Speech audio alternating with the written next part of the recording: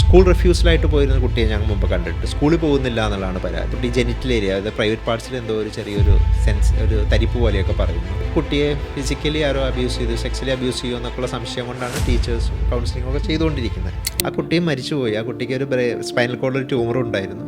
കുട്ടി within months ട്രീറ്റ്മെൻറ്റൊക്കെ തുടങ്ങിയെങ്കിലും മരിച്ചുപോയി. ഇപ്പോൾ നമ്മൾ ഈ സിന്തറ്റിക് ആയിട്ടുള്ള ലഹരിയാണ് പ്രശ്നം ഉണ്ടാക്കുന്നത്. നമ്മൾ ഈ പ്രകൃതിദത്തമായ കഞ്ചാവ് മനുഷ്യന് ആവശ്യമാണ്.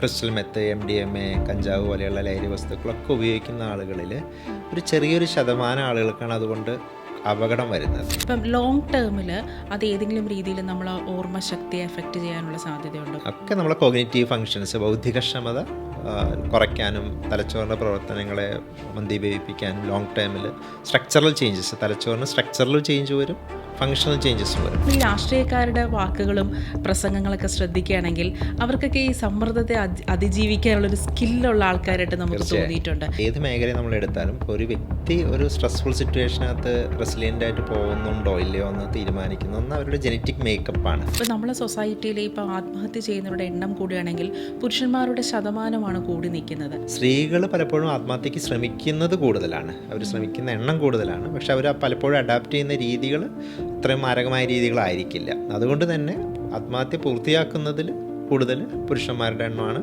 കൂടുതൽ വരുന്നത്. നമ്മളെ ബോഡി യൂട്ടിലൈസ് ചെയ്യുന്ന എനർജിയുടെ 20% യൂസ് ചെയ്യുന്നത് നമ്മളെ ബ്രെയിനാണ്. അത് മിക്കപ്പോഴും ഈ റെസ്റ്റിംഗ് സ്റ്റേറ്റിലാണ്. ഡീഫോൾട്ട് മോഡ് നെറ്റ്വർക്ക് എന്ന് പറയുന്ന തലച്ചോറിൻ്റെ ചില ഭാഗങ്ങൾ കൂടുതലായിട്ട് ഓവർ ആക്റ്റീവായിട്ട് പ്രവർത്തിക്കുമ്പോൾ ആണ് ഈ ഓവർ തിങ്കിങ്ങിലേക്ക് പോകുന്നത്. അപ്പോൾ അതിനകത്ത് അത് നമുക്ക് മാനസിക ആരോഗ്യ മേഖലയുമായി ബന്ധപ്പെട്ട് കാണുന്ന ഒരവസ്ഥയാണ് ഡിപ്രഷൻ എന്ന് പറയുന്നത്. പിന്നെയാണ് OCD എന്ന് പറയുന്ന obsessive compulsive disorder, obsessive thoughts എന്ന് പറയും. അപ്പോൾ അതിനകത്ത് ഇങ്ങനെ റൂമിനേഷൻസ് ചിന്തകൾ വന്നുകൊണ്ടിരിക്കും. ഇതൊരിക്കലും ഈ വ്യക്തിയുടെ കൺട്രോളിലല്ല. മിനിറ്റുകളല്ല, മണിക്കൂറുകളാണ് ഈ റീൽസ് ഇങ്ങനെ കണ്ടുകൊണ്ടിരിക്കുന്നത്.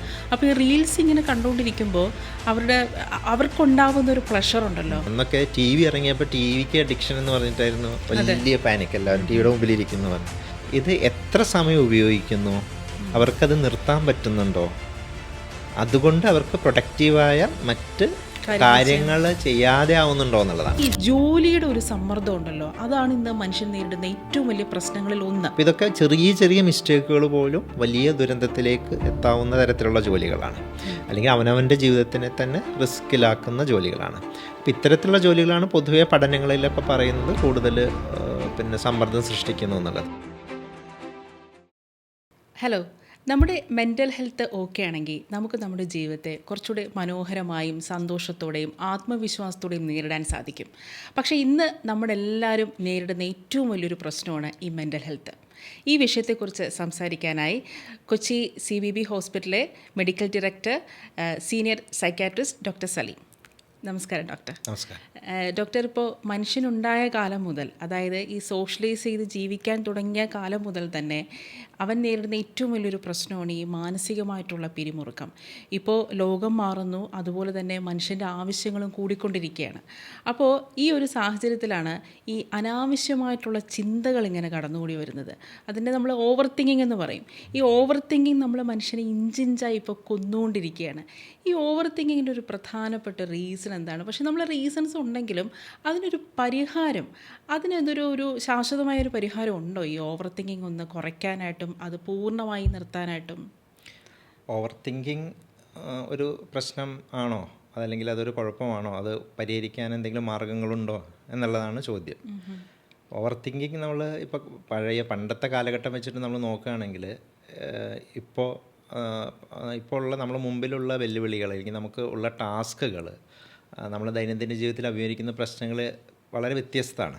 അപ്പം മുമ്പെന്ന് പറഞ്ഞാൽ നമുക്ക് ഇപ്പോൾ നമ്മൾ ഇവല്യൂഷനൊക്കെ നോക്കിക്കഴിഞ്ഞാൽ അറിയാം, നമ്മൾ കാട്ടിലൊക്കെ ജീവിച്ചിരുന്ന ആളുകളാണ്. അപ്പം അന്നത്തെ ചലഞ്ച് എന്ന് പറഞ്ഞാൽ രാവിലെ ആയാലും ഉച്ചയ്ക്ക് ഭക്ഷണം കണ്ടുപിടിക്കുക എന്നുള്ളത് അതാണ് പ്രധാനം, വേറെ ഒന്നുമില്ല. പിന്നെ വന്ന് കിടന്നുറങ്ങണം, നമ്മൾ വീട് അല്ലെങ്കിൽ നമ്മളെ ഷെൽട്ടർ സേഫ് ആയിരിക്കണം. അങ്ങനെയുള്ള പരിമിതമായ ഇമ്മീഡിയറ്റ് റിക്വയർമെൻറ്റ്, അപ്പം തന്നെ തീർക്കാവുന്ന കാര്യങ്ങൾ, തീരുന്ന കാര്യങ്ങൾ, അപ്പോൾ തന്നെ റിസൾട്ട് കിട്ടുന്ന കാര്യങ്ങൾ വളരെ പരിമിതമാണ്. അപ്പോൾ അതിനിടയിൽ നമുക്ക് സമയം ഇല്ല. ഇന്നിപ്പോൾ കാലഘട്ടം മാറിയപ്പോൾ നമ്മുടെ മുമ്പിലുള്ള പ്രധാന പ്രശ്നങ്ങളെന്ന് പറയുന്നത് ലോങ് ടേമിൽ വേണ്ട കാര്യങ്ങളാണ്. ഇപ്പം നമ്മൾ നെക്സ്റ്റ് ഇയറിൻ്റെ ഫൈനാൻഷ്യൽ പ്ലാനിങ് എന്താണ്, അതല്ലെങ്കിൽ ഇപ്പോൾ കുഞ്ഞ് വലുതായി കഴിഞ്ഞാൽ കല്യാണത്തിന് എന്ത് ചെയ്യും, അല്ലെങ്കിൽ എഡ്യൂക്കേഷന് ലോൺ എടുക്കുന്നതിനെ പറ്റിയൊക്കെയാണ് നമ്മളിപ്പോൾ ഇരുന്ന് ആലോചിക്കുന്നത്. നമ്മളൊരിക്കലും ഇപ്പോൾ ഇന്നത്തെ ഭക്ഷണത്തെ പറ്റിയോ നാളത്തെ ഭക്ഷണത്തെ പറ്റിയോ ഒന്നും വറീഡ് ആവുന്നില്ല. അതൊന്നും ഇന്നത്തെ നാളത്തെയും കാര്യങ്ങളല്ല. അപ്പോൾ ഈ ഫ്യൂച്ചറിനെ കുറേ കഴിഞ്ഞുള്ള കാര്യങ്ങളെ പറ്റിയാണ് നമുക്ക് ആലോചന വറീഡ് ആവുന്നത്. നമുക്ക് ഒത്തിരി സമയം ഉണ്ട്. അപ്പോൾ സമയം എക്സസ് ആവുന്നു എന്നുള്ളത് ഒരു വലിയ ഒരു കാര്യം. സമയം ഈ പ്രത്യേകിച്ച് ഇപ്പോൾ ഒരു വർക്കിൽ എൻഗേജ് ചെയ്യാതിരിക്കുന്ന ആളുകളെ സംബന്ധിച്ച് വർക്ക് ടൈം ഒരുപാട് ഉണ്ട്. അപ്പോൾ ഈ സമയത്ത് ഓവർ തിങ്കിങ് സ്വാഭാവികമായിട്ടും കടന്നു വരും വെറുതെ ഇരിക്കുന്ന ആളുകൾ, നമ്മളൊരു ടാസ്ക് ചെയ്യാതിരിക്കുമ്പോൾ. ഓവർ തിങ്കിൻ്റെ നമ്മളൊരു സയൻറ്റിഫിക് ബേസ് പറഞ്ഞാൽ ബയോളജിയിൽ നമുക്ക് ബ്രെയിനിലൊരു ഡീഫാൾട്ട് മോഡ് നെറ്റ്വർക്ക് എന്ന് പറയുന്ന ഒരു നെറ്റ്വർക്ക് ബ്രെയിനകത്തുണ്ട്. അതാണ് സാധാരണ റെസ്റ്റിംഗ് സ്റ്റേറ്റിൽ ബ്രെയിനിൽ പ്രവർത്തിക്കുന്നത്. അപ്പോൾ ഒരു പർട്ടിക്കുലറായിട്ട് ബ്രെയിനിൻ്റെ ചില പ്രത്യേക ഏരിയകളാണത്. ഈ ഏരിയകൾ വർക്ക് ചെയ്തുകൊണ്ടിരിക്കും നമ്മൾ റെസ്റ്റ് എടുക്കുന്ന സമയത്ത്. അപ്പോൾ നമ്മൾ സാധാരണ ആളുകൾ ചിന്തിക്കുന്നതിന് നേരെ വിപരീതമായിട്ട് നമ്മൾ റെസ്റ്റ് എടുക്കുമ്പോഴാണ് ആക്ച്വലി ബ്രെയിൻ കൂടുതൽ വർക്ക് ചെയ്യുന്നത്. റെസ്റ്റിംഗ് സ്റ്റേറ്റിലാണ് ബ്രെയിനിൻ്റെ എനർജി ഏറ്റവും കൂടുതൽ കൺസ്യൂം ചെയ്യുന്നത്. അപ്പോൾ അതിൻ്റെ കൂടെ നമ്മൾ എന്തെങ്കിലും ടാസ്കുകൾ ചെയ്യുമ്പോൾ കുറച്ചുകൂടി എനർജി കൺസ്യൂം ചെയ്യുന്നുള്ളൂ. അത് വളരെ ചെറിയൊരു വ്യത്യാസമാണ്. ഇപ്പോൾ ഒരു 2% ബോഡി വെയ്റ്റാണ് നമ്മളെ ബ്രെയിനിന് ശരീരവുമായിട്ട് കമ്പയർ ചെയ്യുമ്പോൾ ഉള്ളത്. പക്ഷേ നമ്മളെ ബോഡി യൂട്ടിലൈസ് ചെയ്യുന്ന എനർജിയുടെ 20% യൂസ് ചെയ്യുന്നത് നമ്മളെ ബ്രെയിനാണ്. അത് മിക്കപ്പോഴും ഈ റെസ്റ്റിംഗ് സ്റ്റേറ്റിലാണ്. അപ്പോൾ ഈ റെസ്റ്റിംഗ് സ്റ്റേറ്റിൽ ഉള്ള പ്രധാന ഈ ഒരു ബ്രെയിനിൻ്റെ ജോലി എന്ന് പറഞ്ഞാൽ റൂമിനേഷൻസ് തന്നെയാണ്. അപ്പോൾ നമ്മളെ പഴയ ഓട്ടോബയോഗ്രഫിക്കൽ മെമ്മറി, നമ്മളെ പഴയ കാലഘട്ടത്തിൽ നമ്മൾ ചെയ്ത കാര്യങ്ങൾ, അതല്ലെങ്കിൽ ഫ്യൂച്ചറിലേക്കുള്ള പ്ലാനിങ്, നമ്മളെപ്പറ്റി തന്നെ നമ്മളെ ചിന്തകൾ, പിന്നെ നമ്മൾ ഡേ ഡ്രീമിംഗ് ഒക്കെ ചെയ്യില്ല, പകൽക്കിനാവൊക്കെ കാണും, അങ്ങനെ ചിന്തിച്ച് എന്തെങ്കിലുമൊക്കെ എത്തുന്നതും ആവുന്നതൊക്കെ, ഇതൊക്കെ ഇങ്ങനെയുള്ള കാര്യങ്ങളാണ് ഈ ഒരു ഡീഫാൾട്ട് മോഡ് നെറ്റ്വർക്ക് എന്നുള്ള ഒരു തലച്ചോറിൻ്റെ പ്രധാന ഭാഗം, റെസ്റ്റിംഗ് സ്റ്റേറ്റിൻ്റെ ജോലി. ഇപ്പോൾ ഡോക്ടർ പറഞ്ഞല്ലോ, ഇപ്പോൾ ഇവരുടെ അടുത്ത് ഇങ്ങനെ ഓവർ തിങ്കിങ് ഉള്ളവരോട് അവരുടെ പ്രശ്നങ്ങൾ പലരോടും പറയുമ്പോൾ അവർ ഉപദേശിക്കുന്നതെന്ന് വെച്ചാൽ എന്തിനാ ഇങ്ങനെ വെറുതെ ഇരിക്കുന്നത്, പോയി എന്തെങ്കിലും വായിച്ചൂടെ, പോയി എന്തെങ്കിലും ക്രിയേറ്റീവായിട്ട് ചെയ്തൂടെ. പക്ഷേ ഇവർ എന്തെങ്കിലും വായിക്കാൻ ശ്രമിക്കുമ്പോഴും എന്തെങ്കിലും ചെയ്യാൻ ശ്രമിക്കുമ്പോഴും ഇവർക്ക് ഫോക്കസ് കിട്ടാറില്ല പലപ്പോഴും. കാരണം അപ്പോഴും ഈ ചിന്തകൾ ഇങ്ങനെ വന്നുകൊണ്ടേയിരിക്കും.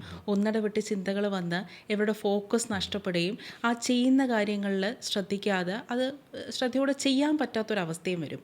അപ്പം അതെന്തുകൊണ്ടാണ് അവർക്കത് ഫോക്കസോടെ അവർക്ക് ചെയ്യാൻ പറ്റാത്തത്? ആ ഓവർ തിങ്കിങ് അവരത്രമാത്രം അവരെ കൺട്രോൾ ചെയ്യുന്നുണ്ടല്ലേ? അതെ, തീർച്ചയായും. ഇതും ഈ ഒരു ഓവർ തിങ്കിങ് പലപ്പോഴും നേരത്തെ നിങ്ങൾ സൂചിപ്പിച്ച പോലെ മറ്റുള്ള ആളുകൾ പലപ്പോഴും അങ്ങനെ പറയും, ഇങ്ങനെ ആലോചിക്കേണ്ട, അങ്ങനെ ആലോചിക്കേണ്ട, ചിന്തിച്ചു കൂട്ടുന്നതാണ്. അപ്പോൾ ഇത് പലപ്പോഴും ഈ കേൾക്കുന്ന ആൾക്ക് ഭയങ്കര പ്രയാസം ഉണ്ടാക്കാറുണ്ട്. അപ്പോൾ സാധാരണ അവർ ആഗ്രഹിച്ചിട്ടായിരിക്കില്ല ഇങ്ങനെ ആലോചിച്ചിരിക്കുന്നത്. അപ്പോൾ ഇങ്ങനെ ഒരു ആലോചന കൂടുന്ന അവസ്ഥ, ഓവർ തിങ്കിങ് വരുന്നത് ഞാൻ നേരത്തെ സൂചിപ്പിച്ച പോലെയുള്ള ഡീഫാൾട്ട് മോഡ് നെറ്റ്വർക്ക് എന്ന് പറയുന്ന തലച്ചോറിൻ്റെ ചില ഭാഗങ്ങൾ കൂടുതലായിട്ട് ഓവർ ആക്റ്റീവായിട്ട് പ്രവർത്തിക്കുമ്പോൾ ആണ് ഈ ഓവർ തിങ്കിങ്ങിലേക്ക് പോകുന്നത്. അപ്പോൾ അതിനകത്ത് അത് നമുക്ക് മാനസിക ആരോഗ്യ മേഖലയുമായി ബന്ധപ്പെട്ട് കാണുന്ന ഒരവസ്ഥയാണ് ഡിപ്രഷൻ എന്ന് പറയുന്നത്. ഇങ്ങനെയുള്ള ചിന്തകളൊക്കെ കൂടുതലായിരിക്കും, അവരറിയാത്തന്നെ അവരെ കൺട്രോളില്ലാതെ വരും. പിന്നെയാണ് OCD എന്ന് പറയുന്ന obsessive compulsive disorder, obsessive thoughts എന്ന് പറയും.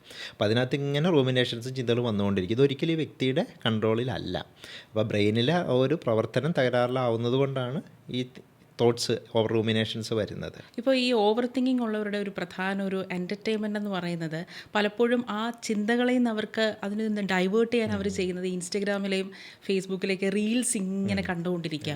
അത് മിനിറ്റുകളല്ല മണിക്കൂറുകളാണ് ഈ റീൽസ് ഇങ്ങനെ കണ്ടുകൊണ്ടിരിക്കുന്നത്. അപ്പോൾ ഈ റീൽസ് ഇങ്ങനെ കണ്ടുകൊണ്ടിരിക്കുമ്പോൾ അവർക്കുണ്ടാവുന്ന ഒരു പ്ലഷർ ഉണ്ടല്ലോ, അത് ഏത് രീതിയിലുള്ള ഒരു പ്ലഷറാണ് അവർക്ക് കിട്ടുന്നത്. മാത്രമല്ല അവർ ഈ റീൽസിലൂടെ അവരൊരു പ്രത്യേക ലോകം അവർ ക്രിയേറ്റ് ചെയ്യുന്നു, ഒരു പാരലായിട്ടൊരു വേൾഡ് ക്രിയേറ്റ് ചെയ്ത് അതിലവരൊരു പുതിയൊരു ലൈഫ് കണ്ടെത്തുകയാണല്ലേ ഡോക്ടറെ? ഈ ഒരു റീൽസ് ഇപ്പോൾ പലപ്പോഴും രക്ഷിതാക്കളൊക്കെ കുട്ടികളായിട്ട് വരുമ്പോഴും മുതിർന്നവരാണെങ്കിലും ഇപ്പോൾ ചിലപ്പം പാർട്ട്നേഴ്സ് വരുമ്പോഴൊക്കെ ഈ ഒരു പ്രശ്നം പറയാറുണ്ട്. അതായത് കൂടുതൽ നേരം ഇൻസ്റ്റാഗ്രാമിലിരിക്കുന്നു, അല്ലെങ്കിൽ ഫോൺ യൂസ് ചെയ്യുന്നു, അതിലേക്കാണ് കൂടുതൽ ശ്രദ്ധ, അല്ലെങ്കിൽ അതിന് അഡിക്റ്റായി, അതിൻ്റെ ഒരു അടിമത്വമായി എന്നൊക്കെ പറഞ്ഞിട്ട്. പക്ഷേ ഇതിനകത്ത് കാരണം എന്താണെന്നുള്ളതാണ് പലപ്പോഴും മാനസികാരോഗ്യ വിദഗ്ധർ നോക്കാറുള്ളത്. അപ്പോൾ നമ്മൾ ഉദ്ദേശിക്കുന്നത് ഇതുപോലെ നേരത്തെ ചർച്ച ചെയ്ത പോലെയുള്ള എന്തെങ്കിലും കാരണങ്ങൾ കൊണ്ടായിരിക്കും അവർ പലപ്പോഴും ഈ ഒരു സ്ക്രീനിൻ്റെ കൂടുതൽ ഉപയോഗത്തിലേക്ക് പോകുന്നത്. അതെന്താണ് ഡോക്ടറിൻ്റെ അടുത്ത് എന്തെങ്കിലും അതുപോലെ എന്തെങ്കിലും ഇതുപോലെ ഇപ്പോൾ നമുക്ക് പലപ്പോഴും കുട്ടികളൊക്കെ വരുമ്പോൾ ഇപ്പോൾ ADHD ഉള്ള കുട്ടികൾ, അല്ലെങ്കിൽ ഡിപ്രഷനുള്ള കുട്ടികൾ, അല്ലെങ്കിൽ ആങ്സൈറ്റി ഉള്ള കുട്ടികൾ, ഇതൊക്കെ അല്ലെങ്കിൽ പിന്നെ OCD ഉള്ള കുട്ടികൾ, ഇവരൊക്കെ പലപ്പോഴും പിന്നെ ഒരു താൽക്കാലികമായിട്ടുള്ളൊരു ശ്രദ്ധ തിരിക്കലിൻ്റെ ഭാഗമായിട്ട് കൂടുതൽ സ്ക്രീൻ ഉപയോഗിക്കുകയും പിന്നീട് അവരൊരു കംഫർട്ട് സോൺ ആവുകയും അതിൽ നിന്ന് കിട്ടുന്നൊരു സന്തോഷം അതിൽ മുഴുകിയിരിക്കുകയും ചെയ്യുമ്പോൾ പുറത്തുനിന്ന് കാണുന്ന ആളുകൾക്ക് തോന്നുന്നത് ഇവർ സ്ക്രീനിന് അഡിക്ഷനാണ്, അല്ലെങ്കിൽ സ്ക്രീൻ യൂസ് ചെയ്യണം, മൊബൈൽ കൂടുതൽ യൂസ് ചെയ്യുന്നു, ആ ഒരു പ്രശ്നമായിട്ടാണ് പലപ്പോഴും മാനസികാരോഗ്യ വിദഗ്ധർ സമീപിക്കാറുള്ളത്. പക്ഷെ നമ്മൾ നോക്കുമ്പോൾ പലപ്പോഴും അതിന് കാരണം എന്നുള്ളത് ADHDയോ അല്ലെങ്കിൽ പിന്നെ ഡിപ്രഷനോ അല്ലെങ്കിൽ ആങ്സൈറ്റിയോ OCDയോ അങ്ങനെ പല പ്രശ്നങ്ങൾ കൊണ്ടാണ് പലപ്പോഴും ഈ ഒരു അവസ്ഥയിലേക്ക് പോകുന്നത്. ദൈനംദിന ജീവിതത്തിൽ നമുക്ക് മറ്റ് കാര്യങ്ങളിൽ നിന്ന് സന്തോഷം കിട്ടുന്ന പോലെ തന്നെയാണ് അത്. ഇപ്പോൾ നമുക്ക് ഇഷ്ടമുള്ളൊരു ബിരിയാണി കഴിക്കുമ്പോഴോ ഒരു ഐസ്ക്രീം കഴിക്കുമ്പോഴൊക്കെ കിട്ടുന്ന സന്തോഷം പോലെ, സെക്സ് ചെയ്യുമ്പോഴൊക്കെ കിട്ടുന്ന സന്തോഷം പോലെ തന്നെയാണ് ഇതും. പക്ഷേ രണ്ടും രണ്ട് തരത്തിലാവുന്നു എന്നുള്ളതാണ്. അപ്പോൾ ഇതിനകത്ത് കാരണം കണ്ടുപിടിക്കുക എന്നുള്ളതാണ് മാനസികാരോഗ്യ വിദഗ്ധരുടെ പ്രധാന ജോലി, എന്തുകൊണ്ടെന്നുള്ളത്. ഡോക്ടറിനെ തന്നെ ഞെട്ടിച്ചു പോയ എന്തെങ്കിലും ഒരു കേസസ് ഉണ്ടോ? കാരണം ഈ റീൽസുമായി ബന്ധപ്പെട്ട് ഈ മണിക്കൂറോളം റീൽസ് ഇങ്ങനെ കണ്ടുകൊണ്ടിരിക്കുന്നതിന് പേരിൽ ഒരു റീസൺ ഉണ്ടല്ലോ, ആ റീസൺ കേട്ട് ഡോക്ടറിനെ ഞെട്ടിപ്പോയ എന്തെങ്കിലും സാഹചര്യങ്ങളുണ്ടായിട്ടുണ്ടോ? അതിനകത്ത് പലപ്പോഴും ഇപ്പോൾ നമ്മൾ കാണുന്നൊരു പ്രധാന പ്രശ്നം എന്ന് വെച്ചാൽ പൊതുവേ പബ്ലിക്കിൻ്റെ ഇടയിലാണെങ്കിലും ഒരു ചെറിയൊരു വിഭാഗം മാനസികാരോഗ്യ മേഖലയിൽ പ്രവർത്തിക്കുന്ന ആളുകൾക്കിടയിലാണെങ്കിലും ഈ സ്ക്രീനിൻ്റെ ഉപയോഗം അല്ലെങ്കിൽ ഫോണിൻ്റെ ഉപയോഗം അല്ലെങ്കിൽ ഇത് കൂടുതൽ കാണുന്നു, അതാണ് ഒരു പ്രാഥമികമായ പ്രശ്നം എന്നുള്ളൊരു ധാരണയുണ്ട്. അപ്പോൾ അതിന് പലപ്പോഴും ആ ഒരു ധാരണ കൊണ്ടാണ് ഇപ്പോൾ ടീച്ചേഴ്സ് ആണെങ്കിലും പാരൻസ് ആണെങ്കിലൊക്കെ ഇതാണ് ഫോൺ അഡിക്ഷനാണ് അല്ലെങ്കിൽ സ്ക്രീൻ അഡിക്ഷനാണ്, അതാണ് ഒരു പ്രശ്നം എന്ന് പറഞ്ഞിട്ട് ആണ് പലപ്പോഴും മാനസികാരോഗ്യത്തെ കൊണ്ടുവരുന്നത്. നമ്മൾ പലപ്പോഴും നോക്കുന്നത് അതിൻ്റെ അണ്ടർലൈങ് കോസ് എന്താണ്, അതിന് എന്തുകൊണ്ട് അത് വരുന്നു എന്നുള്ളതാണ്. അപ്പം ഏറ്റവും വലിയൊരു ടാസ്ക് ഞങ്ങൾക്ക് വരുന്നത് ഇത് രണ്ടാമത് അവർ എഡ്യൂക്കേറ്റ് ചെയ്യാനാണ്. ഇതല്ല പ്രശ്നം, അല്ലെങ്കിൽ ഫോൺ അഡിക്ഷൻ അല്ല പ്രശ്നം, അല്ലെങ്കിൽ സ്ക്രീൻ അഡിക്ഷൻ അല്ല പ്രശ്നം, അതിന് കാരണമാവുന്ന ഒരു ആങ്സൈറ്റി കുട്ടിക്കുണ്ട്, അല്ലെങ്കിൽ ഡിപ്രഷനുണ്ട്, അതുകൊണ്ടാണ് ആ കുട്ടി ഇങ്ങനെ ഇരിക്കുന്നതെന്നുള്ള രീതിയിൽ അവരെ എഡ്യൂക്കേറ്റ് ചെയ്യാനാണ് കൂടുതൽ സമയം പലപ്പോഴും ചിലവഴിക്കേണ്ടി വരുന്നത്. വേറെ എന്തെങ്കിലും ഒരു അണ്ടർലൈങ് ആയിട്ടുള്ള റീസൺ ഉണ്ടോ ഇതിൻ്റെ പിന്നിൽ? ഇതൊരു ഒരുപാട് കാരണങ്ങളുണ്ട് ഈ ഒരു അവസ്ഥ അല്ലെങ്കിൽ ഈ ഒരു കാര്യങ്ങൾ പറയാൻ. അതിനകത്ത് ആദ്യം മനസ്സിലാക്കേണ്ട കാര്യം, ഈ ഒരു കാര്യത്തിലും ഒരു അൺനെസറി പാനിക് ക്രിയേറ്റ് ചെയ്യേണ്ട കാര്യമില്ല. ഇപ്പോൾ ഗെയിം ആയിക്കോട്ടെ സ്ക്രീൻ ആയിക്കോട്ടെ, നമ്മൾ കാലഘട്ടങ്ങൾ പരിശോധിച്ചാൽ അറിയാം, സൊസൈറ്റി ചേഞ്ച് ചെയ്യുന്നു, നമ്മൾ കൂടുതൽ ഡെവലപ്മെൻറ്റുകൾ വരുന്നു, കാലഘട്ടം മാറുന്നു, പുതിയ പുതിയ കണ്ടുപിടുത്തങ്ങൾ വരുന്നു. ഇപ്പോൾ നമ്മളെ പുറകോട്ടുള്ള കുറേ കാലഘട്ടത്തിലേക്ക് സഞ്ചരിച്ചാൽ അറിയാം. അപ്പോൾ നമ്മൾ കുട്ടിക്കാലത്തിലേക്ക് നോക്കിയാൽ അറിയാം, അന്നൊക്കെ TV ഇറങ്ങിയപ്പോൾ TVക്ക് അഡിക്ഷൻ എന്ന് പറഞ്ഞിട്ടായിരുന്നു വലിയ പാനിക്, എല്ലാവരും TVയുടെ മുമ്പിലിരിക്കുന്നു പറഞ്ഞു. അതിനു മുമ്പ് പുസ്തകങ്ങൾ ഇറങ്ങിയപ്പോൾ അത് അല്ലെങ്കിൽ പാനിക്കായിരുന്നു, എല്ലാവരും പുസ്തകത്തിന് മുമ്പിലിരുന്ന് പുസ്തകത്തിന് അഡിക്ഷൻ ആവുമെന്ന് പറഞ്ഞു. ഇപ്പോൾ കാലഘട്ടം മാറി സ്ക്രീനായി, ചില ഗാഡ്ജറ്റായി എന്നേ ഉള്ളൂ. അപ്പോൾ ഇത് ഇന്നെവിറ്റബിളാണ്, സൊസൈറ്റി ചേഞ്ച് ചെയ്യും, ഇത് യൂസ് ചെയ്യാതിരിക്കാൻ പറ്റില്ല. നമ്മളെ ബോഡിയുടെ മൈൻഡിൻ്റെ ഒരു എക്സ്റ്റൻഷനാണ്. ഇപ്പോൾ നമുക്ക് ഉപേക്ഷിക്കാൻ പറ്റാത്തൊരു സാധനമാണ്. കുട്ടികളും അത് ഉപയോഗിക്കും, അപ്പോൾ അത് കൂടുതൽ സമയം ഉപയോഗിക്കും. അപ്പോൾ തീർച്ചയായിട്ടും ഞാൻ പറഞ്ഞു വരുന്നത്, സ്ക്രീൻ കുട്ടികൾ യൂസ് ചെയ്യും, ഫോൺ യൂസ് ചെയ്യും, ഗെയിമിൽ ഉപയോഗിക്കും. ഇത് എത്ര സമയം ഉപയോഗിക്കുന്നു, അവർക്കത് നിർത്താൻ പറ്റുന്നുണ്ടോ, അതുകൊണ്ട് അവർക്ക് പ്രൊഡക്റ്റീവായ മറ്റ് കാര്യങ്ങൾ ചെയ്യാതെ ആവുന്നുണ്ടോ എന്നുള്ളതാണ്. അപ്പോൾ അവരുടെ പഠന സമയം അപഹരിച്ചുകൊണ്ട് അവർ ഗെയിമിലിരിക്കുന്നുണ്ടോ, പഠനത്തിൽ ഫോക്കസ് ചെയ്യാതെ വരുന്നുണ്ടോ, സമയം നഷ്ടം, അങ്ങനത്തെയുള്ള ക്വസ്റ്റ്യൻസ് മാത്രം. അതായത് ദൈനംദിന ജീവിതത്തെ ബാധിക്കുകയോ അതുകൊണ്ട് എന്തെങ്കിലും പ്രശ്നങ്ങൾ ഉണ്ടോ എന്നുള്ളതാണ്.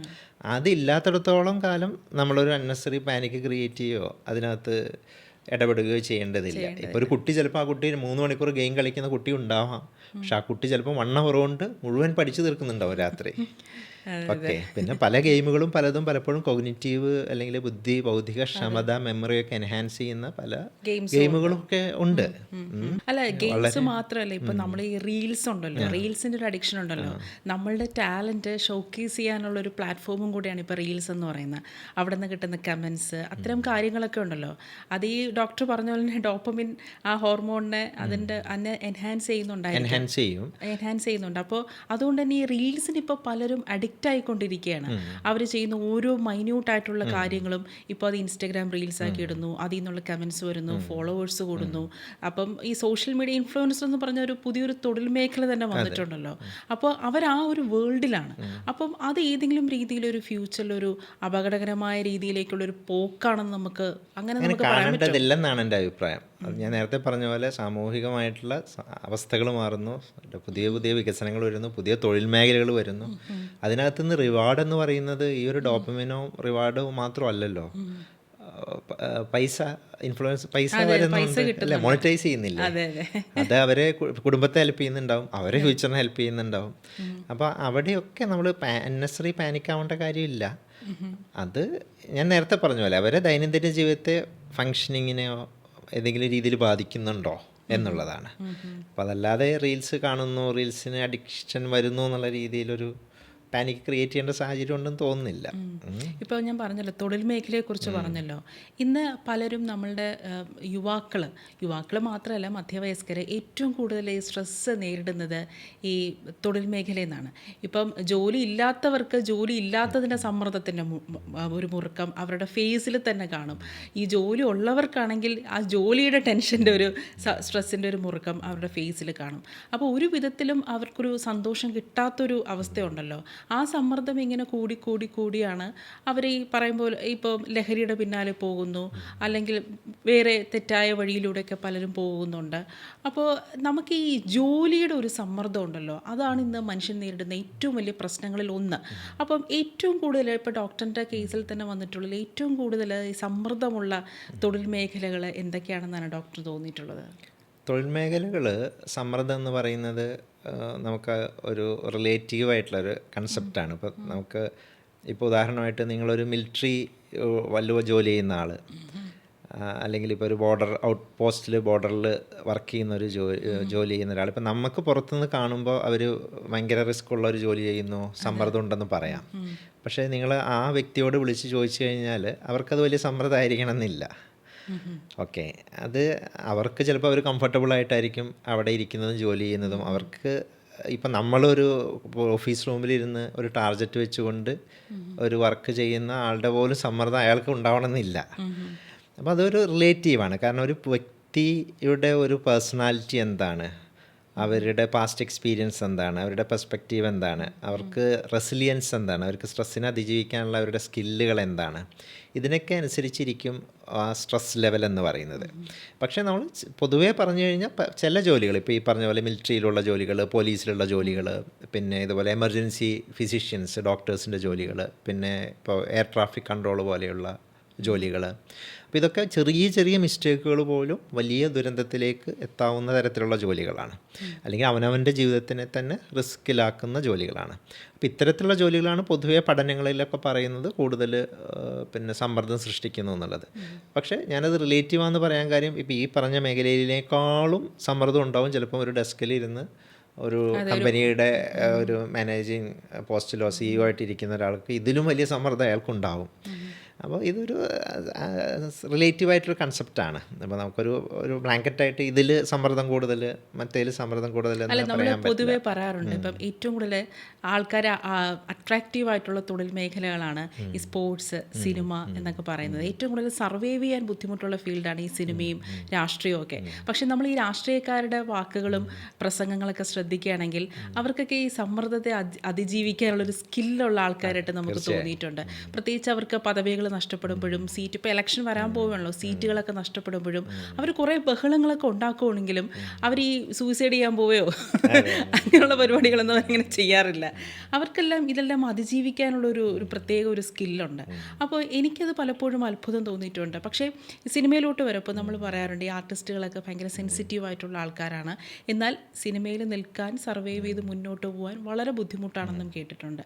അപ്പം ഇത്തരം തൊഴിൽ മേഖലകൾ നിൽക്കുന്ന ആൾക്കാർ ഡോക്ടറിനെ ഇതുപോലുള്ള സ്ട്രെസ്ഫുൾ ആയിട്ടുള്ള എന്തെങ്കിലും പ്രശ്നങ്ങളോട്ട് ഡോക്ടറിനെ സമീപിച്ചിട്ടുണ്ടോ? അവരെല്ലാം ഏതെല്ലാം രീതിയിലുള്ള സ്ട്രെസ്സുകളാണ് നേരിടുന്നത്? അതിനെയൊക്കെ അവരെങ്ങനെയാണ് അതിജീവിക്കുന്നത്? ഇപ്പം നേരത്തെ പറഞ്ഞതുപോലെ ഇപ്പോൾ ഏത് മേഖല നമ്മൾ എടുത്താലും ഒരു വ്യക്തി ഒരു സ്ട്രെസ്ഫുൾ സിറ്റുവേഷനകത്ത് റെസിലിയൻ്റായിട്ട് പോകുന്നുണ്ടോ ഇല്ലയോ എന്ന് തീരുമാനിക്കുന്നതെന്ന് അവരുടെ ജനറ്റിക് മേക്കപ്പാണ്. അവരുടെ ജനിതകം എന്താണ്, അവരുടെ ബയോളജി എന്താണ്, അവർ വളർന്നു വന്ന സാഹചര്യം എന്താണ്, അവർ എന്തൊക്കെ എക്സ്പീരിയൻസിലൂടെ ലൈഫിലൂടെ പോയിട്ടുണ്ടെന്നുള്ളതാണ്. അപ്പോൾ അത് ഒരാളെ ഷേപ്പ് ചെയ്യും, അവരുടെ പേഴ്സണാലിറ്റി, അവരുടെ സ്കില്ലിനെ ഷേപ്പ് ചെയ്യും. അപ്പോൾ അതുകൊണ്ട് പലവരും പല രീതിയിലായിരിക്കും. ഇപ്പം നമ്മളിപ്പോൾ ഈ പറഞ്ഞതുപോലെ ഇപ്പോൾ സിനിമാ മേഖലയിലാണെങ്കിലും മറ്റ് രാഷ്ട്രീയത്തിലൊക്കെ ആണെങ്കിലും ക്രൈസിസിൽ പെട്ടുപോയി തകർന്നു പോയ ആളുകളും ഉണ്ട്. പക്ഷേ നമ്മൾ പൊതുവേ അവർ റെസിലിയൻ്റ് ആയിട്ടാണ് കാണുന്നത്, അവർ സ്കിൽഫുള്ളായിട്ടാണ് കാണുന്നത്. അപ്പോൾ അത് അവരുടെ ഒരു ഇപ്പോൾ അവർ ഇപ്പോൾ രാഷ്ട്രീയക്കാരെ നിങ്ങളെടുത്ത് നോക്കിയാൽ കാണാം, അവർ ചെറുപ്പം സ്കൂൾ മുതലേ രാഷ്ട്രീയത്തിൽ ഏർപ്പെട്ട് പൊതുപ്രവർത്തനത്തിലിറങ്ങി പല ആളുകളോട് സംവദിച്ച് പല പ്രശ്നങ്ങളും സോൾവ് ചെയ്ത് സോഷ്യൽ കോണ്ടാക്ട്സ് ഒക്കെ മെയിൻറ്റെയിൻ ചെയ്ത്, പിന്നെ ഇതിനകത്ത് ഉള്ള ഈ ഒരു രാഷ്ട്രീയം എടുത്താൽ തന്നെ ഇതിനകത്തുള്ള ഇപ്പോൾ സ്ഥാനമാനങ്ങളുടെ പ്രശ്നങ്ങളും അല്ലെങ്കിൽ വരുന്ന ക്രൈസിസുകളൊക്കെ അവർക്ക് നേരത്തെ അറിയാം. അപ്പോൾ അതൊക്കെ പ്രിപ്പയർ ചെയ്ത് നിൽക്കുന്ന ആളുകളാണ്. അപ്പോൾ ആ ഒരു ജീവിതത്തിലുള്ള എക്സ്പീരിയൻസും അനുഭവങ്ങളും ഒക്കെയാണ് അവരെ അതിന് സഹായിക്കുന്നത്. ഇപ്പം മനുഷ്യൻ, ഞാൻ ഒരു സോഷ്യൽ ആനിമലാണെന്ന് പറയുന്നത്. അപ്പം ഏറ്റവും കൂടുതൽ ഹാപ്പി ആയിട്ടുള്ളൊരു വ്യക്തി, ഒരു സൗഹൃദ വലയമുള്ളൊരു വ്യക്തിയാണ് ഏറ്റവും കൂടുതൽ ഹാപ്പിനെസ് അനുഭവിക്കുന്നത് കേട്ടിട്ടുണ്ട്. കാരണം അയാൾക്ക് അധികാരമോ പണമോ ഒരു പ്രശസ്തിയോ ഒന്നും ഒരു പ്രശ്നമല്ല. നല്ലൊരു സൗഹൃദം എൻ്റെ കൂടെയുണ്ട്, നല്ലൊരു സോഷ്യലായിട്ടുള്ളൊരു അറ്റ്മോസ്ഫിയർ അയാളെ കൂടെയുണ്ട്, അതുകൊണ്ട് അയാൾ വളരെ ഹാപ്പിയാണെന്ന് കേട്ടിട്ടുണ്ട്. പക്ഷെ നമ്മളെപ്പോഴും ഈ ഇൻട്രോവേർട്ടുകളെ കുറിച്ച് സംസാരിക്കാറുണ്ടല്ലോ. അപ്പം ഇൻട്രോവേർട്ടുകൾ എപ്പോഴും വളരെ നൈരാശ്യമുള്ളവരാണ് എന്നൊക്കെയാണ് പൊതുവേ പറയുമെങ്കിലും ഈ ഇൻട്രോവേർട്ട് തന്നെ പറയുന്നുണ്ട് അവരവരുടെ സ്പേസിൽ അവർ ഭയങ്കര ഹാപ്പിയാണെന്ന്. അവർക്ക് ആവശ്യമുള്ള ആൾക്കാരെ അവർ ചൂസ് ചെയ്ത് അവർ വളരെ ഹാപ്പി ആയിട്ടിരിക്കുന്നു. അപ്പം നമ്മൾ ഈ ഇൻട്രോവേർട്ടായിട്ടുള്ള ആൾക്കാരും അതുപോലെ തന്നെ ഇനി വരാൻ പോകുന്ന കാലത്ത് ഈ റീൽസിനും സോഷ്യൽ മീഡിയക്കൊക്കെ അവരാണ് നമ്മളെ ജീവിതം പലപ്പോഴും തീരുമാനിക്കുന്നതെന്ന് തോന്നിയിട്ട്, ഫേസ്ബുക്കാണ് ഇൻസ്റ്റാഗ്രാമാണ് നമ്മളെ ലൈഫ് തീരുമാനിക്കുന്നതെന്ന് തോന്നിയിട്ടുണ്ട്. ഒരു സൗഹൃദ വലയം അത് എത്രത്തോളം അനിവാര്യമാണ്, അല്ലെങ്കിൽ അതൊരു അനിവാര്യതയാണോ? അതില്ലെങ്കിലും നമുക്ക് നമ്മളുടെ മെൻ്റൽ ഹെൽത്തിനെ പ്രൊട്ടക്റ്റ് ചെയ്തുകൊണ്ട് മുന്നോട്ട് പോകാൻ പറ്റുമോ? നല്ല ചോദ്യം. അപ്പോൾ അത് പൊതുവെ ഇത്തരം ചർച്ചകളിലൊന്നും കാണാത്തൊരു ചോദ്യമാണ്. അപ്പോൾ അത് ഈ പറഞ്ഞ പോലെ വളരെ തെറ്റിദ്ധരിക്കപ്പെട്ട ഒരു കോണ്ടെക്സ്റ്റ് കൂടിയാണത്. ഈ പറഞ്ഞതുപോലെ സോഷ്യലൈസേഷൻ അല്ലെങ്കിൽ സോഷ്യൽ കോണ്ടാക്ട്സ്, സൗഹൃദങ്ങൾ, അതിൽ നിന്നുള്ള സന്തോഷം, അത് അനിവാര്യതയാണോ, അത് എത്രത്തോളം സന്തോഷം തരുമോ എന്നുള്ളതാണ്. അത് ആ വ്യക്തിക്കനുസരിച്ചിരിക്കും. ഇപ്പം നിങ്ങൾ നേരത്തെ പറഞ്ഞ പോലെ തന്നെ ഇപ്പോൾ ഇൻട്രോവേർട്ടായിട്ടിരിക്കുന്ന ആളുകൾ, അപ്പം ഞങ്ങൾ സൈക്യാട്രി, പല പേഴ്സണാലിറ്റി ട്രെയ്റ്റ്സ് എന്നാണ് പറയുക. അപ്പോൾ അങ്ങനെയുള്ള ചില പേഴ്സണാലിറ്റി ട്രെയ്റ്റ്സ് ഉള്ള അല്ലെങ്കിൽ ചില ഇപ്പോൾ ഇൻട്രോവേർട്ടായിട്ട് ഇരിക്കാൻ ഇഷ്ടപ്പെടുന്ന ആളുകൾക്ക് അതാണ് അവർക്ക് ഹാപ്പിനെസ് ഉള്ള അവരുടെ ലോകം എന്ന് പറയുന്നത്. അപ്പോൾ ഇപ്പം നമ്മൾ പൊതുവേ എല്ലാവരോടും പറയും സോഷ്യലൈസ് ചെയ്യുക, കൂടുതൽ കോൺടാക്റ്റ് മേക്ക് ചെയ്യുക, ഹാപ്പി ആവുക എന്നൊക്കെ. പക്ഷേ നിങ്ങൾ ഇൻട്രോവേർട്ടായ അല്ലെങ്കിൽ ആ ട്രെയ്റ്റ് ഉള്ള ഒരാളെ പിടിച്ച് അതിലേക്ക് പുഷ് ചെയ്ത് കഴിഞ്ഞാൽ അവർക്ക് കൂടുതൽ വിഷമവും ബുദ്ധിമുട്ടും ആയിരിക്കും, അവരൊരിക്കലും അതിൽ ഹാപ്പി ആയിരിക്കില്ല. അപ്പോൾ അത് ഓരോ വ്യക്തിക്കും അവരുടെ സന്തോഷം എന്ന് പറയുന്നത് വ്യക്തിഗതമാണ്. ആ വ്യക്തിഗതമായ സന്തോഷം എന്താണെന്ന് ഓരോരുത്തർ തിരിച്ചറിയുക, ആ വ്യക്തിഗതമായ സന്തോഷത്തിൽ നന്നായിട്ട് ജീവിക്കുക, മുമ്പോട്ട് പോവുക എന്നുള്ളതാണ്. പലർക്കും ഒരു പ്രശ്നമാണല്ലോ ഈ ഒറ്റപ്പെടലും ഏകാന്തതയും. പലപ്പോഴും നമ്മൾ ഈ ഒറ്റപ്പെടലും ഏകാന്തതയും നമ്മൾ വാർദ്ധക്യവുമായി ബന്ധപ്പെട്ടാണ് സംസാരിക്കുന്നത്. പക്ഷേ അല്ലാതെ നമ്മൾ വളരെ ടീനേജ് ആയിട്ടുള്ള കുട്ടികളും ഈ ഒറ്റപ്പെടലും ഏകാന്തതയൊക്കെ അനുഭവിക്കുന്നുണ്ട്. ചിലപ്പോൾ അതുകൊണ്ടാണ് അവർ ഈ ലഹരിയുടെ പിന്നാലെ പോകാനുള്ളൊരു വൺ ഓഫ് ദ റീസൺ ഈ ലോൺലെസ് ആണ്. അപ്പോൾ ഈ ലഹരി എന്നുള്ള അതിൽ തന്നെ നമ്മൾ പല വ്യാഖ്യാനങ്ങളും നമ്മൾ പറയുന്നുണ്ട്. അതായത് ഇപ്പോൾ നമ്മൾ ഈ സിന്തറ്റിക് ആയിട്ടുള്ള ലഹരിയാണ് പ്രശ്നം ഉണ്ടാക്കുന്നത്. നമ്മൾ ഈ പ്രകൃതിദത്തമായ കഞ്ചാവ് മനുഷ്യന് ആവശ്യമാണ്. ഈ പല രാജ്യങ്ങളിലും, ആംസ്റ്റർഡാം പോലുള്ള രാജ്യങ്ങളിൽ ഇപ്പോൾ കഞ്ചാവ് ലീഗലാക്കിയിട്ടുണ്ട്. അപ്പോൾ ഈ പ്രകൃതിദത്തമായ കഞ്ചാവ് അത് കൺസ്യൂം ചെയ്യുന്നതുകൊണ്ട് ഒരു പ്രശ്നവും വരത്തില്ല, അത് ബ്രെയിനിന് കുറച്ചുകൂടെ നല്ലതാണ് എന്ന് അതിനുവേണ്ടി നമ്മൾ വാദിക്കുന്ന ആൾക്കാരുണ്ട്. അപ്പോൾ ഡോക്ടർക്ക് എന്താണ് അതിനെക്കുറിച്ച് പറയാനുള്ളത്? അതിലെന്തെങ്കിലും ശാസ്ത്രീയമായിട്ടുള്ള ഒരു അടിത്തറ ഉണ്ടോ? ശാസ്ത്രീയമായിട്ടുള്ള അടിത്തറ ഒന്നും തന്നെ ഇല്ല. അപ്പം ഞങ്ങളൊക്കെ പലപ്പോഴും ഇപ്പോൾ കഞ്ചാവാണെങ്കിലും മറ്റ് ലഹരി വസ്തുക്കൾ, MDMA പോലെയുള്ള ലഹരി വസ്തുക്കളൊക്കെ ഇപ്പോൾ വ്യാപകമാണ്. അപ്പോൾ അതുമായി ബന്ധപ്പെട്ടൊക്കെ ആളുകളെ ചികിത്സിക്കുമ്പോൾ അവർ പലപ്പോഴും നമ്മളോട് ചർച്ച ചെയ്യുന്ന ഒരു വസ്തുതയാണിത്. അവർ പലപ്പോഴും പറയാറുള്ളത് ഇത് പ്രകൃതിയിൽ നിന്ന് കിട്ടുന്നതാണ്, കുഴപ്പമില്ല, മറ്റിത് കെമിക്കലാണ്, അങ്ങനെയാണ്. നമ്മൾ മനസ്സിലാക്കേണ്ട കാര്യം, ഇപ്പോൾ നമ്മൾ കുടിക്കുന്ന വെള്ളം ഹൈഡ്രജനും ഓക്സിജനുമാണ്, കെമിക്കലാണ്. ശ്വസിക്കുന്ന വായു കെമിക്കലാണ്, ഓക്സിജനാണ്, നൈട്രജനും ഉണ്ട്. അപ്പോൾ കെമിക്കലല്ലാത്ത ഒന്നും തന്നെ ഭൂമിയിലില്ല. അപ്പോൾ നമ്മൾ സസ്യങ്ങൾ, പ്ലാന്റ്, ഇപ്പോൾ കനാബീസ് സറ്റൈവ എന്ന് പറഞ്ഞ പ്ലാന്റിൽ നിന്നാണ് കഞ്ചാവ് അല്ലെങ്കിൽ വരുന്നത്, ഉപയോഗിക്കുന്നത്. നമ്മൾ ഇന്ത്യയിലുള്ള സ്പീഷീസ് കനാബീസ് സറ്റൈവ എന്നാണ് പറയുന്നത്. അപ്പോൾ അതിനകത്ത് ആ പ്ലാന്റിൻ്റെ ലീഫിലുള്ളത് കെമിക്കൽ തന്നെയാണ്. അപ്പോൾ ആ കെമിക്കൽ തന്നെയാണ് നമ്മൾ ഉള്ളിലേക്ക് ഉപയോഗിക്കുന്നത്. അപ്പോൾ കെമിക്കൽ, നമ്മൾ ലഹരി വസ്തുവിനെ നമ്മളൊരു കെമിക്കലെന്നോ അല്ലെങ്കിൽ പ്രകൃതിയിൽ നിന്ന് കിട്ടുന്നു എന്നുള്ളത് ക്ലാസിഫൈ ചെയ്യുക, തരംതിരിക്കുന്നതുകൊണ്ട് പ്രത്യേകിച്ച് ഗുണങ്ങളൊന്നും തന്നെയില്ല, ശാസ്ത്രീയ അടിത്തറയൊന്നും തന്നെയില്ല. അത് തലച്ചോറിനകത്ത് ചെന്ന് തലച്ചോറിലുണ്ടാക്കുന്ന മാറ്റങ്ങളാണ് ഒരാൾക്ക് അഡിക്ഷൻ ഉണ്ടാക്കുന്നതും സ്വഭാവ വ്യത്യാസങ്ങൾ ഉണ്ടാക്കുന്നതും അല്ലെങ്കിൽ ശാരീരികമായ ആരോഗ്യ പ്രശ്നങ്ങൾ ഉണ്ടാക്കുന്നതും ശരീരത്തിൽ ചെന്ന് ശരീരത്തിന് സംഭവിക്കുന്ന മാറ്റങ്ങൾ കാരണം. അത് ഈ എല്ലാ വസ്തുക്കൾക്കും ആ ഒരു ദോഷങ്ങൾ ഏകദേശം ഒരേപോലെ തന്നെയായിരിക്കും വരുന്നത്. അപ്പോൾ പിന്നെ ഈ ഒരു ലഹരിയുമായി ബന്ധപ്പെട്ടിട്ട് വലിയൊരു പ്രയാസം ബുദ്ധിമുട്ടായിട്ട് ഇപ്പോൾ ആളുകൾ പറയാറുള്ളത് പുതിയ ലഹരികൾ MDMA പോലെയുള്ള അല്ലെങ്കിൽ ക്രിസ്റ്റൽ മെത്ത് പോലെയുള്ള ലഹരികൾ ഉപയോഗിച്ച് കൂടുതൽ സ്വഭാവ പ്രശ്നങ്ങൾ വരുന്നു. അപ്പോൾ ആളുകളെ ആക്രമിക്കുന്നതിലേക്കും കുടുംബ ബന്ധങ്ങൾ തകരുന്നതിലൊക്കെ എത്തപ്പെടുന്നുള്ളതായി. മാത്രമല്ല പല പല കലാകാരന്മാരും എഴുത്തുകാരൊക്കെ കഞ്ചാവ് വലിച്ചിട്ടാണ് അവർ അവരുടെ പല മനോഹരമായിട്ടുള്ള ക്രിയേറ്റീവായിട്ടുള്ള പ്രൊഡക്ട്സും ചെയ്യുന്നത്. അങ്ങനെയൊക്കെ കേട്ടിട്ടുണ്ട്. അതൊക്കെ അങ്ങനെ പ്രശ്നമില്ലാതെ ഇത് ഉപയോഗിക്കുന്നവരുണ്ട്, ഞാൻ പറഞ്ഞില്ല, അതാണ് ഭൂരിഭാഗം. പക്ഷെ ഞങ്ങൾ ചികിത്സിക്കുന്ന ആളുകൾ എന്ന രീതിയിൽ ഞങ്ങളുടെ അടുത്ത് ഇതൊരു പ്രശ്നമായിട്ടായിരിക്കുമല്ലോ ആളുകൾ വരുന്നത്.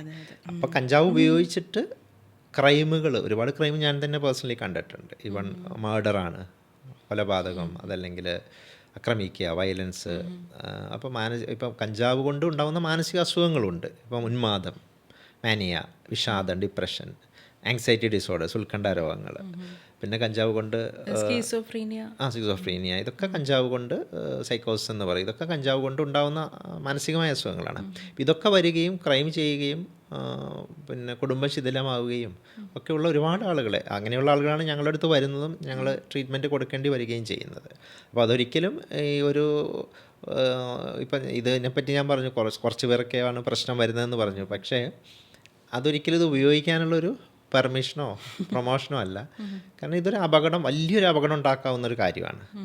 ഇതിപ്പോൾ നമ്മൾ 2 പേര് ഇപ്പം 4 പേരിരുന്ന് ഉപയോഗിച്ചു. ഇതിൽ ആർക്കാണ് ഈ പ്രശ്നം വരുന്നത്, ആർക്ക് വരുമെന്നുള്ളത് നമുക്ക് പ്രെഡിക്റ്റ് ചെയ്യാൻ പറ്റില്ല. അപ്പോൾ എന്തായാലും വലിയൊരു അപകടം ഉണ്ടാക്കാവുന്നൊരു കാര്യമാണ്. നമ്മൾ ആ പരീക്ഷണത്തിന് പോകാതിരിക്കുക, അപ്പോൾ നമ്മൾ അതിൻ്റെ ഒരു പരീക്ഷണത്തിന് നിൽക്കാതിരിക്കുക എന്നുള്ളതാണ് ഏറ്റവും സുരക്ഷിതമായ മാർഗം. അല്ല, ഞാൻ നേരത്തെ ഒരു ചോദ്യം ചോദിച്ചത്, ഈ ഡിപ്രഷനുള്ള ടാബ്ലറ്റ്സിൽ ഈ കഞ്ചാവിൻ്റെ എന്തെങ്കിലും അംശങ്ങളോ അതിൻ്റെ ഐസോട്ടോപ്സോ അങ്ങനെ എന്തെങ്കിലും ഉണ്ടോ? ഇല്ല. കഞ്ചാവ് ആക്ച്വലി നമ്മൾ ട്രഡീഷണൽ മെഡിസിൻ എടുത്താൽ, ഇപ്പോൾ ആയുർവേദത്തിലൊക്കെ മരുന്നായിട്ട് ഉപയോഗിക്കുന്ന ഒരു കാര്യമുണ്ട് മുമ്പേ.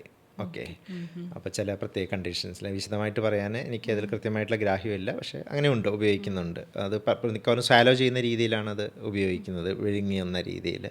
അതല്ലാതെ ഇപ്പോൾ മോഡേൺ മെഡിസിനുമായി ബന്ധപ്പെട്ടിട്ട് ചികിത്സയ്ക്കോ കാര്യങ്ങൾക്കോ ഒന്നും ഇതുമായിട്ട് ബന്ധമൊന്നുമില്ല. ഇത് കഞ്ചാവിലുള്ളത് ടെട്രാഹൈഡ്രോ കന്നാബിഡോൾ, THC എന്ന് പറയുന്ന അതാണ് അതിൽ കെമിക്കലി ആക്റ്റീവായിട്ടുള്ള ഒരു ഘടകം എന്ന് പറയുന്നത്, നമുക്ക് പ്രശ്നങ്ങളുണ്ടാക്കുന്നത്.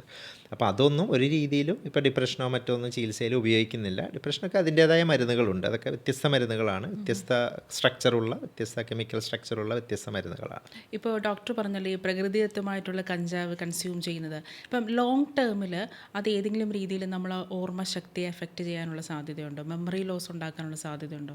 കഞ്ചാവ് മാത്രമല്ല, മറ്റ് ലഹരി വസ്തുക്കളൊക്കെ തന്നെ, ഇപ്പം നമ്മൾ ആൽക്കഹോൾ എടുത്താലും മെത്ത് പോലെയുള്ള വസ്തുക്കൾ ഒക്കെ നമ്മളെ കോഗ്നിറ്റീവ് ഫങ്ഷൻസ്, ബൗദ്ധികക്ഷമത കുറയ്ക്കാനും തലച്ചോറിൻ്റെ പ്രവർത്തനങ്ങളെ മന്ദീഭവിപ്പിക്കാനും ലോങ് ടൈമിൽ സ്ട്രക്ചറൽ ചേഞ്ചസ്, തലച്ചോറിന് സ്ട്രക്ചറൽ ചേഞ്ച് വരും, ഫങ്ഷണൽ ചേഞ്ചസും വരും, പ്രവർത്തന വൈകല്യവും വരും. അപ്പോൾ കോഗ്നിറ്റീവ് ബൗദ്ധികക്ഷമത കുറയ്ക്കും. ലോങ് ടൈമിൽ അങ്ങനെ ഒരു അപകടം വരാനുള്ള സാധ്യത വളരെ കൂടുതലാണ്.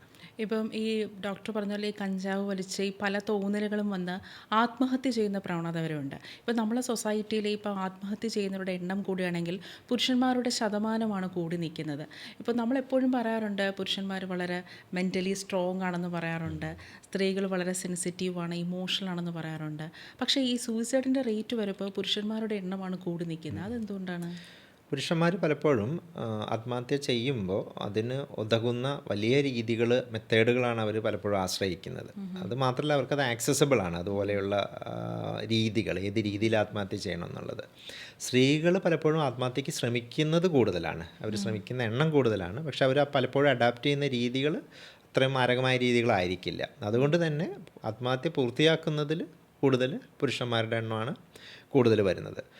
പിന്നെ മറ്റൊരു കാര്യമുള്ളത്, ഇപ്പോൾ നേരത്തെ ചോദിച്ച പോലെ പുരുഷന്മാർ പലപ്പോഴും ഇപ്പം നമ്മളെ സൊസൈറ്റിയിൽ ഇങ്ങനെ ഒരു ധാരണ ഉള്ളത് കൊണ്ട് പുരുഷന്മാർ സ്ട്രോങ് ആയിട്ടിരിക്കണം, അല്ലെങ്കിൽ കരയാൻ പാടില്ല, ധൈര്യമായിട്ടിരിക്കേണ്ടതാണ്.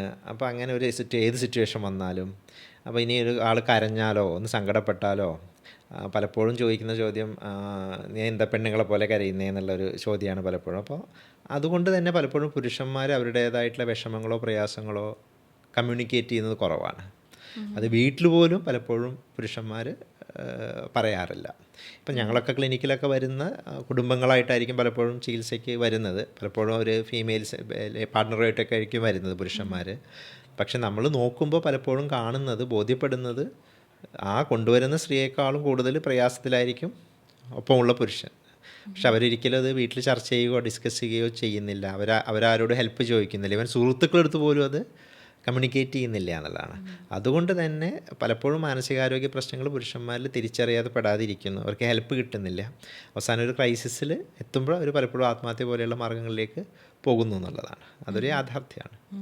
ഇപ്പോൾ നമ്മൾ ഈ പല സീരീസുകളും കാണുമ്പോൾ അതിൻ്റെ ഒരു യാഥാർത്ഥ്യവശം എനിക്കറിയില്ല. ഈ പലപ്പോഴും ഈ സീരീസുകൾ കാണുമ്പോൾ നമ്മൾ ഈ റിവഞ്ച് ഉണ്ടല്ലോ, റിവഞ്ചിന് ഈ പുരുഷന്മാർ സ്വീകരിക്കുന്ന, ഞാനൊരു ജനറലൈസ് ചെയ്ത് പറയല്ല, സ്ത്രീകളെ സ്വീകരിക്കുന്ന ചില മാർഗ്ഗങ്ങളുണ്ടല്ലോ. ഇപ്പോൾ പുരുഷന്മാരാണെങ്കിൽ വളരെ ക്വിക്കായിട്ട് വെടിവെച്ച് കൊല്ലുക, മണ്ണെണ്ണ ഒഴിച്ച് കത്തിക്കുക, കത്തി കൊണ്ട് കുത്തിക്കൊല്ലുക, പറ്റിക്കപ്പെടുമ്പോൾ വഞ്ചിക്കപ്പെടുമ്പോൾ ആണത്തത്തിന് ക്ഷതം വരപ്പോൾ, അങ്ങനെയാണ് നമ്മൾ ഈ വാർത്തകളിലും സിനിമയിലൊക്കെ കാണുന്നത്. പക്ഷേ ഇപ്പോൾ സ്ത്രീകളുടെ ഒരു റിവഞ്ച് മെക്കാനിസം എന്ന് പറയുന്നത്, ഇപ്പോൾ ജോളി മർഡർ കേസ് ആണെങ്കിലും ഗോൺ ഗേൾ എന്നുള്ളൊരു സിനിമ കണ്ടപ്പോഴും എനിക്ക് തോന്നുന്നത് അവർ വളരെ ക്ഷമയോടെ കാത്തിരുന്ന് വളരെ സ്റ്റെപ്പ് ബൈ സ്റ്റെപ്പായിട്ടാണ് അവരുടെ പ്രോസസ്സ്, എന്നാൽ വേരോടെ അങ്ങ് പിഴുതു മാറ്റുകയും ചെയ്യും. അപ്പോൾ അതെന്താണ് അതിൻ്റെ ഒരു സൈക്കോളജി എന്താണ്? സ്ത്രീയും പുരുഷനും ഈ പക വീട്ടുന്നതിൻ്റെ ചില ടെക്നിക്കുകളുണ്ടല്ലോ, അതെന്താണ്? അത് ഇപ്പോൾ പുരുഷൻ വളരെ ക്വിക്കായിട്ടും സ്ത്രീകൾ വളരെ തന്ത്രപരമായിട്ടും ഇങ്ങനെ നീങ്ങാനുള്ള അതിൻ്റെ ഒരു മനഃശാസ്ത്രം എന്താണ്? പുരുഷൻ ഇപ്പം ഇതും ഇപ്പോൾ നമ്മളൊരു പരിണാമപരമായിട്ടുള്ള കുറേ ഘടകങ്ങൾ, ജൈവികമായിട്ടുള്ള പല കാരണങ്ങളും ഉണ്ട്. ഇപ്പോൾ നമ്മൾ പഴയ കാലഘട്ടത്തിലേക്കൊക്കെ പോയാൽ തന്നെ കാണാം. ഇപ്പോൾ വയലൻസ് ഏറ്റവും കൂടുതലായിരുന്നു മുമ്പേ. നമ്മളിപ്പോൾ പലപ്പോഴും നമ്മൾ വറീഡ് ആവാറുണ്ട് അല്ലേ, ഇപ്പോൾ എല്ലാവരും പ്രശ്നക്കാരാന്ന് പറഞ്ഞു. പക്ഷേ ആക്ച്വലി നമ്മൾ ഡാറ്റ നോക്കിക്കഴിഞ്ഞാൽ അങ്ങനെയല്ല. പണ്ടായിരുന്നു മനുഷ്യർ കൂടുതൽ ക്രൂരത കാണിച്ചിരുന്നതും വയലൻസ് കാണിച്ചിരുന്നതും മർഡർ ചെയ്തിരുന്നതൊക്കെ മുമ്പായിരുന്നു. ഇപ്പോൾ താരതമ്യം എത്ര കുറവാണ്. അപ്പോൾ അവിടെയൊക്കെ നോക്കിയാൽ നിങ്ങൾക്ക് കാണാം പുരുഷന്മാരാണ് അവരുടെ ഒരു ജനറ്റിക് മേക്കപ്പ്, അവരുടെ ഒരു മസ്കുലാർ ആയിട്ടുള്ള സ്ട്രെങ്ത്ത്, പവർ, ഹോർമോണൽ ഇൻഫ്ലുവൻസൊക്കെ കാരണം ഭയങ്കര ഫിസിക്കലായിട്ട് വയലൻ്റ് ആയിട്ടുള്ള രീതിയിൽ അഡോപ്റ്റ് ചെയ്യുക എന്നുള്ളതിന് ഇപ്പോൾ ഏത് വയലൻസ് പഴയ യുദ്ധങ്ങളും ഒക്കെ നോക്കിയാലും അവരുടെ ഒരു അങ്ങനെയാണ് അവരുടെ ഒരു മേക്കപ്പ് എന്ന് പറയുന്നത്. അപ്പോൾ പെട്ടെന്ന് അവർ ഫിസിക്കൽ വയലൻസ് അഡോപ്റ്റ് ചെയ്യുക, പ്രതികരിക്കുക. അത് ഒരു രീതിയിൽ പരിണാമപരമായിട്ട് പണ്ട് കാലഘട്ടത്തിൽ അത് പ്രൊട്ടക്ഷനുള്ളൊരു മാർഗം കൂടിയായിരുന്നു. അപ്പം അന്ന് കൂടെയുള്ള സ്ത്രീയെ പ്രൊട്ടക്റ്റ് ചെയ്യണമെങ്കിൽ അത്രയും പവർഫുള്ളായി വയലൻ്റായിട്ട് നിൽക്കുന്ന ഒരു പുരുഷനാണ് അന്ന് കൂടെയുള്ളവരെ പ്രൊട്ടക്റ്റ് ചെയ്യാൻ പറ്റൂ. ഫാമിലിയെ പ്രൊട്ടക്റ്റ് ചെയ്യണമെങ്കിൽ അങ്ങനെ ആയിരിക്കണം. അല്ലെങ്കിൽ കൂടുതൽ അക്രമ ഉത്സുകതയുള്ള ഒരാളായിരിക്കും അവിടെ ഓവർ പവർ ചെയ്യുന്നതും ഈ പാർട്ണറായിട്ട് പോകുന്നതും. അപ്പോൾ അങ്ങനെ പരിണാമപരമായ കാരണങ്ങൾ കൊണ്ട് തന്നെ ഈ ഫിസിക്കൽ വയലൻസിന് കൂടുതൽ അഡോപ്റ്റ് ചെയ്യാനുള്ള സാധ്യതയും ചാൻസും അതിൻ്റെ മേക്കപ്പും കൂടുതൽ പുരുഷന് തന്നെയാണ്. അപ്പോൾ ഹോർമോണൽ ഇൻഫ്ലുവൻസും ഒരു പങ്ക് വഹിക്കുന്നുണ്ട്. പിന്നെ ഇതുപോലെ അവരുടെ ഒരു ലേണിങ് സൊസൈറ്റിയിൽ നമ്മളൊരു ലേണിങ്ങുമായി ബന്ധപ്പെട്ട് അല്ലെങ്കിൽ അവരുടെ ഒരു എക്സ്പോഷർ അനുഭവങ്ങളൊക്കെ പുരുഷന്മാർ അഡോപ്റ്റ് ചെയ്യുന്ന മെത്തേഡുകൾ, അവരുടെ ആക്സസിബിലിറ്റി. ഇപ്പോൾ ഒരു പുരുഷന് ഒരു ഗണ്ണ്, ഒരു തോക്ക് പെട്ടെന്ന് ആക്സസിബിളായിട്ട് എത്തിപ്പിടിക്കാൻ എളുപ്പമാണ്. അപ്പോൾ അതിന് സൊസൈറ്റിയുടെ ഒരു കോണ്ടെക്സ്റ്റും കൂടി ഉണ്ട് അവിടെ. പക്ഷേ അത് ഇവിടെ പാടായിരിക്കും. നമ്മളെ ഒരു കൾച്ചറിൽ നോക്കിക്കഴിഞ്ഞാൽ സ്ത്രീക്ക് അത് ആക്സബിളായിട്ട് കുറയും. പക്ഷേ സ്ത്രീക്ക് കൂടുതൽ ആക്സബിൾ ആവുന്ന അവിടെയുള്ള കിച്ചണിൽ അവൈലബിൾ ആയിട്ടുള്ള ഒരു പോയ്സണോ കാര്യമോ ആയിരിക്കും. അല്ലെങ്കിൽ അവർ ചെയ്യുന്ന മെത്തേഡിലും അതെ. ഇപ്പോൾ ഒരു ഫുഡിൽ കിച്ചണിലോ ഒക്കെ പരിസരവുമായി ബന്ധപ്പെട്ടാകുമ്പോൾ അതുമായി ബന്ധപ്പെട്ടായിരിക്കും അവർക്കത് എളുപ്പം എക്സിക്യൂട്ട് ചെയ്യാൻ. പുരുഷനാകുമ്പോൾ ഈ പറഞ്ഞ പോലെ ഒരു വണ്ടി എടുപ്പിച്ച് റോട്ടിൽ വെക്കുക, അതൊക്കെ ആയിരിക്കും അവരെ സംബന്ധിച്ചൊരു ആക്സെപ്റ്റബിൾ ആയിട്ടുള്ള ഒരു രീതികൾ. പക്ഷെ നമുക്ക് ജനറലൈസ് ചെയ്യാൻ പറ്റില്ല. അപ്പോൾ നിങ്ങൾ പുറത്ത് കൺട്രീസിൽ നോക്കിയാൽ ഇപ്പോൾ ഗൺ ലൈസൻസ് ഒക്കെ നോക്കിയാൽ സ്ത്രീകളും ഇതുപോലെ യൂസ് ചെയ്യുന്നവരാണ്. അപ്പോഴും ഈ പറഞ്ഞ നമ്മൾ എണ്ണം നോക്കിക്കഴിഞ്ഞാൽ ചിലപ്പം അവിടെയും കുറച്ചും കൂടി കൂടുതൽ സ്ത്രീകൾ അതുപോലെയുള്ള മെത്തേഡുകൾ അഡോപ്റ്റ് ചെയ്യുന്നുണ്ടാവും. പക്ഷെ ജൈവികപരമായ ബയോളജിക്കലായ കാരണങ്ങൾ, സാമൂഹികമായിട്ടുള്ള കാരണങ്ങൾ, പിന്നെ കൾച്ചറലായ കാരണങ്ങളുണ്ട് ഈ ഒരു രീതിയിൽ പുരുഷന്മാർ കൂടുതൽ പോകുന്നു എന്ന് പറയും. ബോഡി ഷെയ്മിങ് ഉണ്ടല്ലോ, ബോഡി ഷെയ്മിങ് മാത്രമല്ല, നീ വെർത്തല്ല എന്നുള്ളൊരു തോന്നൽ പലപ്പോഴും ഈ സൊസൈറ്റിയിൽ നിന്നല്ല, പലപ്പോഴും ഈ വെർത്തല്ല എന്നുള്ളൊരു തോന്നൽ കൂടുതലും ഉണ്ടാകുന്നത് ഈ കുടുംബത്തിനുള്ളിൽ നിന്നാണ്. പലപ്പോഴും ഈ കുടുംബത്തിനുള്ളിൽ നിന്നാണ് കുട്ടികൾ കൂടുതൽ ആക്ഷേപങ്ങൾ ഏൽക്കുന്നതും. അത് മുതിർന്നവരാണെങ്കിലും യുവാക്കളാണെങ്കിലും കുടുംബത്തിൽ നിന്നാണ് കൂടുതൽ ആക്ഷേപം ഏൽക്കുന്നത്. അവരെ ചേർത്ത് പിടിക്കുന്നവരാണ് അവരെ അകറ്റി നിർത്തുന്നത്. ഇത് അവരിൽ ഉണ്ടാക്കുന്ന ഒരു ഇൻഫീരിയറിറ്റി കോംപ്ലക്സ് ഉണ്ടല്ലോ.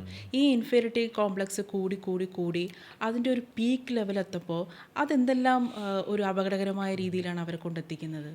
ഇത് ഈ നല്ലൊരു ചോദ്യമാണ്. അതിപ്പോൾ ഞാൻ കഴിഞ്ഞൊരു 2-3 ആഴ്ച മുമ്പ് 2-3 വീക്സ് ബാക്ക് ഒരു പയ്യൻ അവനൊരു 20 വയസ്സിന് താഴെയുള്ളൊരു ആളാണ്. അവന് ഫാമിലിയാണ് കൊണ്ടുവരുന്നത്. പാരൻസ് രണ്ടുപേരും ടീച്ചേഴ്സാണ്.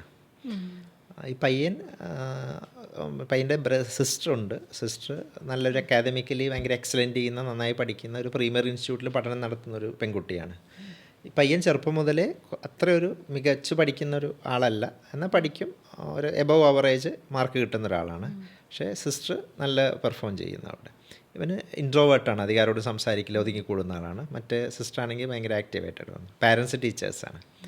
ഇവൻ ചെറുപ്പം മുതലേ ഈ ഒരു കാര്യങ്ങളാണ് വീട്ടിലെ പരിസരങ്ങളിൽ നിന്ന് കേൾക്കുന്നത്. അപ്പോൾ നീ പോരാ, നീ അത്ര ഉഷാറല്ല, നീ ഒന്നുകൂടി ഉഷാറാവണം, നീ എന്താ ഇങ്ങനെ ഇരിക്കുന്നേ, നീ ഇങ്ങനെ തണുപ്പനായിട്ടിരുന്നാൽ മതിയോ.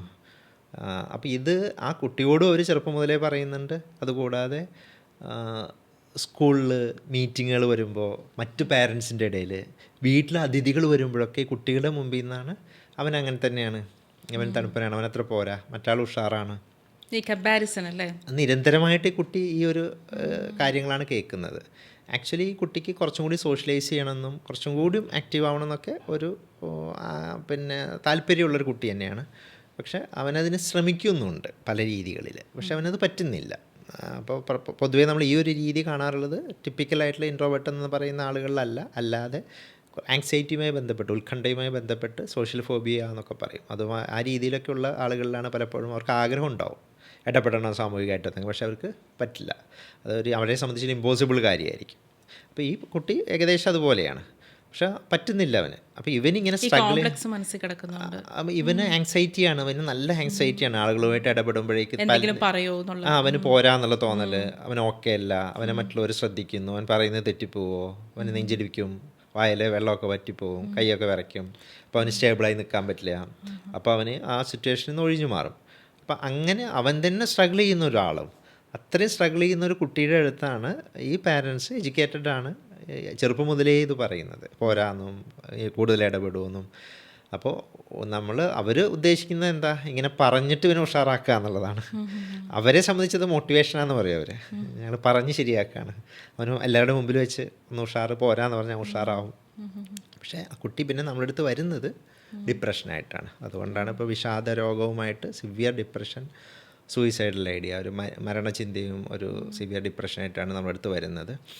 അപ്പോൾ പാരൻസ് അപ്പോഴാണ് കൊണ്ടുവന്ന് നമ്മളിങ്ങനെ ചോദിച്ചു പോകുമ്പോഴാണ് ഈ പ്രയാസങ്ങൾ. അപ്പോൾ ലിറ്ററലി വാസ് ക്രൈയിങ് ഔട്ട്, ഞാനിങ്ങനെ ശ്രമിച്ചു നോക്കിയിട്ടും ഇങ്ങനെ പറയുന്നു എന്നുള്ളത്. അപ്പോൾ ഈ ഒരു രീതികളിൽ ഉള്ള ചോദ്യങ്ങൾ, അല്ലെങ്കിൽ ബോഡി ഷെയ്മിങ്ങും അല്ലെങ്കിൽ കപ്പാസിറ്റി, ഒരാളുടെ കഴിവിനെ പറ്റിയൊക്കെ ഒരു ക്രിറ്റിക്കലായിട്ട് പറയുന്നത് പലപ്പോഴും അവർ വിഷാദം പോലെയുള്ള, ഉത്കണ്ഠ പോലെയുള്ള രോഗങ്ങളിലേക്ക് തള്ളിയിടാറുണ്ട്. അതുപോലെയുള്ള കുട്ടികൾ പലപ്പോഴും അതിങ്ങനെയുള്ള സാഹചര്യങ്ങളിൽ ലഹരി പോലെയുള്ള വസ്തുക്കളിലേക്ക് ആശ്രയിക്കുകയും അതിലൊരു കംഫർട്ട്, സുഖം കണ്ടെത്തുകയും അത് പിന്നീട് മറ്റ് പ്രശ്നങ്ങളായിട്ടും അഡിക്ഷനായിട്ടും മറ്റ് അസുഖങ്ങളായി മാറുന്നതും വളരെ സാധാരണമാണ്. ഇപ്പോൾ ഇത്തരത്തിലുള്ള കുട്ടികളുണ്ടല്ലോ, ഇത്തരത്തിലുള്ള കുട്ടികൾ മാത്രമല്ല യുവാക്കളാണെങ്കിലും അവരൊക്കെ വളരെ വൾണറബിൾ ആയിരിക്കും. അപ്പം പല രീതിയിലുള്ള വൾണറബിലിറ്റി ഉണ്ട്. ഇപ്പോൾ നമ്മളിപ്പം സെക്ഷലായിട്ടുള്ള അബ്യൂസ് നേരിട്ട ആൾ ആ രീതിയിൽ വൾണറബിൾ ആയിരിക്കും. മാത്രമല്ല സാമ്പത്തികമായ ഏതെങ്കിലും രീതിയിൽ പറ്റിക്കപ്പെടുമ്പോൾ ആ രീതിയിൽ ഒരു വൾണറബിലിറ്റി കാണും. ചുറ്റുമുള്ള ആളുകളെ ആരും വിശ്വസിക്കാൻ പറ്റാതെ എല്ലാവരെയും ഒരു ശത്രുതാ മനോഭാവത്തോട് നോക്കുന്ന ഒരു രീതിയിലേക്ക് നമ്മളുടെ ജീവിതം ഇങ്ങനെ മുന്നോട്ട് പോകും. അപ്പം അവരെയൊക്കെ ആ ലൈഫിൽ നിന്ന് നമുക്ക് തിരിച്ചു കൊണ്ടുവരാൻ നമുക്ക് പറ്റുമോ? അതെങ്ങനെയാണ് അതൊരു മരുന്നിലൂടെയാണോ നമുക്ക് പറ്റുന്നത്? ഇപ്പോൾ സാധാരണ ഇപ്പോൾ ഡിപ്രഷൻ ഒരു മരുന്ന് കൊടുക്കുകയാണെങ്കിൽ നമ്മൾ കുറേ കാലം നമ്മൾ ആ മരുന്ന് കഴിച്ച് പിന്നെ നമുക്ക് ഒരു പൂർണ്ണമായ രീതിയിൽ ആ ഒരു പ്രശ്നം ഒരു ശാശ്വതമായ ഒരു പരിഹാരമാണോ, അതോ നമ്മൾ മരണം വരെ ഈ ഡിപ്രഷനുള്ള മരുന്ന് ഇങ്ങനെ കഴിച്ചുകൊണ്ടിരിക്കേണ്ടി വരുമോ? അതെങ്ങനെയാണ്? ഇപ്പം നമ്മൾ അസുഖ ചികിത്സയുമായി ബന്ധപ്പെട്ട് പറയുമ്പോൾ ആദ്യത്തെ ചോദ്യം ഇതൊരു മരുന്ന്, ഇതിനൊരു പരിഹാരമാണോ എന്നുള്ളതാണ്. ഒരു വ്യക്തി ഈ ഒരു അവസ്ഥയിലേക്ക് എത്തിപ്പെടുന്ന സാഹചര്യങ്ങൾ ഒഴിവാക്കാൻ ഒരിക്കലും മരുന്നിന് സാധ്യമല്ല. അവിടെയാണ് നമ്മൾ ഈ പറഞ്ഞ പാരന്റിങ്ങിന്റെ ഒരു പ്രാധാന്യം, കുട്ടികളെ എങ്ങനെ വളർത്തണം. ഞാൻ പലരും കണ്ടിട്ടുണ്ട് ഈ മാനസിക പ്രശ്നമുള്ള പലരും, ഡോക്ടർമാർ പറയുന്നത് ഇതിൽ ടിൽ ഡെത്ത് വരെ ഈ മരുന്ന് കഴിച്ചേ പറ്റൂ, മരുന്ന് കഴിക്കാത്തപ്പോൾ അവർ മെന്റലി ഭയങ്കര ഡിസ്റ്റർബ്ഡ് ആവും, സാധനങ്ങൾ വലിച്ചെറിയുകയും ഭയങ്കരമായിട്ട് ഷൗട്ട് ചെയ്യുകയൊക്കെ ചെയ്യും. ഇതിനകത്ത് അപ്പോൾ ഈ ഒരു കുട്ടികളെ ഈ ഒരു അവസ്ഥയിലേക്ക് എത്താതിരിക്കണമെങ്കിൽ നമ്മൾ പാരൻറ്റിങ് സാഹചര്യങ്ങൾ, നല്ല സാഹചര്യങ്ങളും നല്ല പാരൻറ്റിങ് സ്റ്റൈലും ഒക്കെ ഒരുക്കി കൊടുക്കേണ്ടതുണ്ട്. രണ്ടാമത് അപ്പോൾ ആ സാഹചര്യങ്ങൾ നന്നാക്കുക എന്നുള്ളതാണ് വളരെ പ്രധാനപ്പെട്ട കാര്യം. പിന്നെ അസുഖം വന്ന് അല്ലെങ്കിൽ ഒരു ബുദ്ധിമുട്ട് വന്ന് ചികിത്സ ചെയ്യുമ്പോൾ ഇപ്പം മാനസികമായ അസുഖങ്ങളിൽ വളരെ കുറച്ച് 2-3 തരം അസുഖങ്ങൾക്ക് മാത്രമാണ് ആക്ച്വലി സ്ഥിരമായി ലൈഫ് ലോങ് മെഡിക്കേഷൻസ് ചെയ്യേണ്ടതുള്ളത്. ഭൂരിഭാഗം മാനസികമായ അസുഖങ്ങളും തുടർച്ചയായിട്ട് മരുന്ന് കഴിക്കേണ്ട അസുഖങ്ങളെ അല്ല. ഇപ്പോൾ പലപ്പോഴും നമ്മളൊരു ഡിപ്രഷനൊക്കെ ആയിട്ട് ഒരു രോഗിയെ വന്നു കഴിഞ്ഞാൽ അതൊരു നല്ലൊരു ഡിപ്രഷൻ തീവ്രതയുള്ളതൊക്കെ ആണെങ്കിൽ ഒരു 10 മുതൽ 12 മാസം വരെയൊക്കെയാണ് മരുന്ന് കഴിക്കാൻ പറയുക. 10-12 മാസം കഴിഞ്ഞ് മരുന്ന് കുഴപ്പമൊന്നുമില്ലെങ്കിൽ പതുക്കെ നിർത്താറാണ്. ആവർത്തിച്ച് ഡിപ്രഷൻ വരുന്ന ആളുകളോടാണ് സ്ഥിരമായിട്ട് മെഡിസിൻ എടുക്കാൻ പറയുന്നത്. ഇപ്പോൾ നമ്മൾ ഈ സെക്ഷൽ അബ്യൂസ് നേരിട്ടിട്ടുള്ള ആൾക്കാരുണ്ടല്ലോ, പലപ്പോഴും നമ്മൾ സ്ത്രീകളെ കണക്ട് ചെയ്താണ് അത് പറയുന്നത്. പ്രഗ്നൻ്റ് ആവുന്നു, അത് അബോർഷൻ ചെയ്യുന്നു, പിന്നെ അവർ ഭയങ്കരമായിട്ട് വൾണറബിൾ ആവുന്നു, ജീവിതത്തിലേക്ക് തിരിച്ചു വരാൻ പറ്റാത്ത അവസ്ഥയിലെത്തുന്നു. അത്തരം ഒരുപാട് കേസസ് ഉണ്ട്. നമ്മൾ വാർത്തകൾ എപ്പോഴും നിരന്തരം കണ്ടുകൊണ്ടിരിക്കുകയാണ്. പക്ഷേ നമ്മൾ വേറൊരു വശവും കൂടെയുണ്ട്, ഇവിടെ പുരുഷൻ്റെ ഒരു വശവും കൂടെയുണ്ട്. അതായത് സ്ത്രീയും പുരുഷനും തമ്മിൽ റിലേഷൻഷിപ്പ് ആകുമ്പോൾ എന്തെങ്കിലും പ്രശ്നം വന്ന് കോൺഫ്ലിക്റ്റ് വന്ന് ഇവർ തമ്മിൽ പിരിയുമ്പോൾ ഈ ഇഷ്യൂസ് വരുന്നത്. അപ്പോൾ ഇഷ്യൂസ് വരുമ്പോൾ സ്ത്രീകൾ എപ്പോഴും ഒരു വിക്ടിം ഭാഗത്താണ് നിൽക്കുന്നത്. അവിടെ ഒരു പുരുഷൻ കടന്നു പോകുന്ന ഒരു മാനസിക സമ്മർദ്ദം ഉണ്ടല്ലോ. പുരുഷനാൽ സ്ത്രീ വഞ്ചിക്കപ്പെട്ടു എന്നാണ് നമ്മൾ എപ്പോഴും പറയുന്നത്. അപ്പം ഇത്തരത്തിലുള്ള ഈ പുരുഷന്മാരുണ്ടല്ലോ, ഈ ആരോപണം നേരിട്ടിട്ടുള്ള പുരുഷന്മാർ കടന്നു പോകുന്ന ഒരു സമ്മർദ്ദം ഉണ്ടല്ലോ, അത്തരം സമ്മർദ്ദങ്ങൾ, അത്തരം കേസസ് സാറിനടുത്ത് വന്നിട്ടുണ്ട്? നല്ലൊരു ചോദ്യമാണ്. ഇപ്പോൾ ഇതും അതെ, 1-2 മാസം മുമ്പേ ഇതുപോലൊരു സിറ്റുവേഷനിലൂടെ കടന്നുപോയ ഒരു ക്ലയൻറ്റ് ഉണ്ടായിരുന്നു. ഇത് നിങ്ങൾ ഈ പറഞ്ഞ പോലെ ഒരു ബ്രേക്കപ്പിൻ്റെ ഒരു കോണ്ടെക്സ്റ്റിലാണ്. അപ്പോൾ ട്രീറ്റ്മെൻറ്റ് എടുക്കുന്നത് ഫീമെയിലായിട്ടുള്ള പാർട്ണറാണ്. അവർ കണ്ടിന്യൂസ് ആയിട്ട് ട്രീറ്റ്മെൻറ്റിന് കുറേ നാളുകളായിട്ട് വരുന്നുണ്ട്. അപ്പോൾ ഈ ഒരു ബ്രേക്കപ്പിൻ്റെ കോണ്ടെക്സ്റ്റിൽ പാർട്ണറുമായിട്ട് വരാൻ വേണ്ടി പറയുകയും പാർട്ണറെ പിന്നെ കൊണ്ടുവരികയും ചെയ്തു. അപ്പോൾ ഒരു പാർട്ണറെ കൊണ്ടുവന്ന് പാർട്ണറുമായിട്ട് നമ്മൾ ഒറ്റയ്ക്കിരുന്ന് സംസാരിക്കുമ്പോൾ ഈ നമ്മൾ മാസങ്ങളായി കണ്ടുകൊണ്ടിരിക്കുന്ന ഈ ഒരു ഫീമെയിൽ പാർട്ണറേക്കാളും പ്രയാസത്തിലാണ് ഈ മെയിൽ പാർട്ണർ ഉള്ളത്. കണ്ടിന്യൂസ് ആയിട്ട് 1 മണിക്കൂറോളം അവിടെ ഇരുന്ന് കരഞ്ഞതിന് ശേഷമാണ് പുള്ളിയെ മെയിൽ പാർട്ണർ അതിനകത്ത് നമുക്ക് പിന്നീട് ഒരു സൊല്യൂഷനിലേക്ക് കൊണ്ടുപോകാൻ പറ്റിയത്. ഈ മെയിൽ പാർട്ണർ ടോട്ടലി ഹെൽപ്ലെസ് ആണ്. എല്ലാവരും ഈ പറഞ്ഞതുപോലെ ഫീമെയിൽ പാർട്ണറെ ഹെൽപ്പ് ചെയ്യുന്നുണ്ട്, മെയിൽ പാർട്ണർക്ക് ഹെൽപ്പ് കിട്ടുന്നില്ല, ആൾ ഹെൽപ്ലെസ് ആവുന്നു. ഈ ഒരു മെയിനായിട്ടൊരു ബിഹേവിയറൽ ഇഷ്യൂസൊക്കെ ഉള്ളത്, അല്ലെങ്കിൽ ഒരു ലൈഫ് ഒരുമിച്ച് കൊണ്ടുപോകാൻ പ്രയാസം വരുന്ന രീതികളിലുള്ള ബുദ്ധിമുട്ടുകളുള്ളത് ഈ ഫീമെയിൽ പാർട്ണർ തന്നെയാണ്. പക്ഷേ അത് മനസ്സിലാകാതെയുള്ള ഒരു സമീപനങ്ങളാണ് ഫാമിലിയിൽ നിന്നാണെങ്കിലും ചുറ്റുവട്ടത്തു നിന്നാണെങ്കിലും കിട്ടുന്നത്. അപ്പോൾ അങ്ങനെ വളരെ ഹെൽപ്ലെസ് ആയിട്ട് ഒരു മരണചിന്തയുമായിട്ടിരിക്കുന്ന ഒരു മെയിൽ പാർട്ണറെയാണ് അന്ന് കാണാൻ പറ്റിയത്. അപ്പോൾ അത് ഇപ്പോൾ ചികിത്സയ്ക്കായിട്ട് വന്നതല്ലെങ്കിൽ പോലും നമ്മൾ നിരന്തരമായിട്ട് മറ്റേ പാർട്ണറോട് പറഞ്ഞിട്ടാണ് പിന്നീട് അവരുമായി വരുന്നത്. അന്ന് അവരുമായി സംസാരിച്ചിട്ട് ആ മെയിൽ പാർട്ണറോട് രണ്ടാമത് സൈക്കോതെറാപ്പിയും ടാബ്ലറ്റ്സ് എല്ലാം കഴിക്കാനൊക്കെ വേണ്ടി പറഞ്ഞ് മനസ്സിലാക്കിയിട്ട് നമുക്ക് പറഞ്ഞയക്കേണ്ടി വന്നു. ഇപ്പം നമുക്കിപ്പം എന്തെങ്കിലും ഒരു മാനസിക ബുദ്ധിമുട്ടുകൾ വരികയാണെങ്കിൽ നമ്മളിതുപോലെ സൈക്കോളജിസ്റ്റും ഉണ്ട്, സൈക്യാട്രിസ്റ്റും ഉണ്ട്. അപ്പോൾ പൊതുവേ നമ്മൾ ഈ സൈക്കോളജിസ്റ്റിനെ കാണുന്നത് ചെറുതായിട്ട് എന്തെങ്കിലും നമ്മൾ ജീവിതം മുന്നോട്ട് കൊണ്ടുപോകുന്നത് അത് എങ്ങനെയാണെന്നുള്ള പാത്ത് എങ്ങനെയാണ്, അതിനൊരു പരിഹാരം എന്താണെന്ന് അറിയില്ല. അതേസമയം നമ്മൾ ഈ സൈക്യാട്രിസ്റ്റിനെ പലപ്പോഴും കാണുന്ന പിടിവിട്ടുപോയി, കയ്യിൽ നിന്ന് പോയി സാധനം, ഇനി ഒരു രക്ഷയില്ല എന്നുള്ളതാണ്, 1 ഇഞ്ച് മുന്നോട്ട് പോകാൻ പറ്റുന്നില്ല. അതിന് നമ്മൾ സൊസൈറ്റി പറയും അവക്ക് വട്ടാണ്, അവന് വട്ടാണ് എന്ന് പറയും. അങ്ങനെയുള്ളവരാണ് ഈ സൈക്യാട്രിസ്റ്റിനെ കാണാൻ പോകുന്നതെന്ന്. ശരിക്കും നമുക്ക് ആരെയാണ് കാണാൻ പോകേണ്ടതെന്ന് നമുക്ക് തന്നെ ഒരു പിടുത്തം കിട്ടത്തില്ല. സൈക്കോളജിസ്റ്റിനെയാണോ ഇതുപോലെ സൈക്യാട്രിസ്റ്റിനെ കാണാൻ എല്ലാവർക്കും ഒരു ചെറിയൊരു മടി കാണും. കാരണം നമ്മളെ മൊത്തത്തിൽ പിടിവിട്ടുപോയിട്ടാണല്ലോ സൈക്കാട്രിസ്റ്റുകൾ കാണാൻ പോകുന്നത്. അപ്പോൾ ശരിക്കും ഡോക്ടറിനെ സംബന്ധിച്ചിടത്തോളം ഒരു ഇഷ്യൂ വരുമ്പോൾ, ഒരു മെൻ്റൽ ഡിസ്റ്റർബൻസ് വരുമ്പോൾ നമ്മൾ ആരെയാണ് നമ്മൾ ആദ്യം സമീപിക്കേണ്ടത്?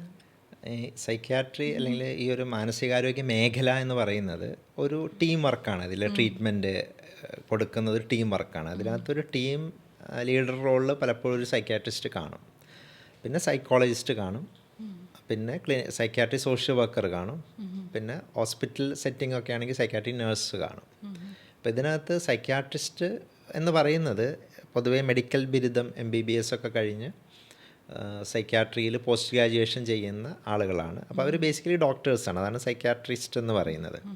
സൈക്കോളജിസ്റ്റ് MA MSc സൈക്കോളജിയൊക്കെ കഴിഞ്ഞ് പിന്നെ നമ്മളെ ഇപ്പോഴത്തെ നിയമപ്രകാരം MPhil വേണമെന്നാണ് പറയുക ക്ലിനിക്കൽ സൈക്കോളജിയിൽ.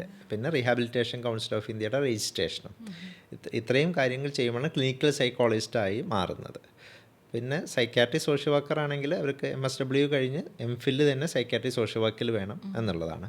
ഇപ്പോഴത്തെ നിലവിലുള്ള മാനസികാരോഗ്യ നിയമപ്രകാരം ഇങ്ങനെയുള്ള ക്ലിനിക്കൽ സൈക്കോളജിസ്റ്റുകൾ, സൈക്യാട്രി സോഷ്യൽ വർക്കേഴ്സൊക്കെ സ്റ്റേറ്റ് മെൻ്റൽ ഹെൽത്ത് അതോറിറ്റിയിൽ രജിസ്റ്റർ ചെയ്യണമെന്നും ലൈസൻസ് നമ്പർ ഇഷ്യൂ ചെയ്യണമെന്ന് നിയമമുണ്ട്.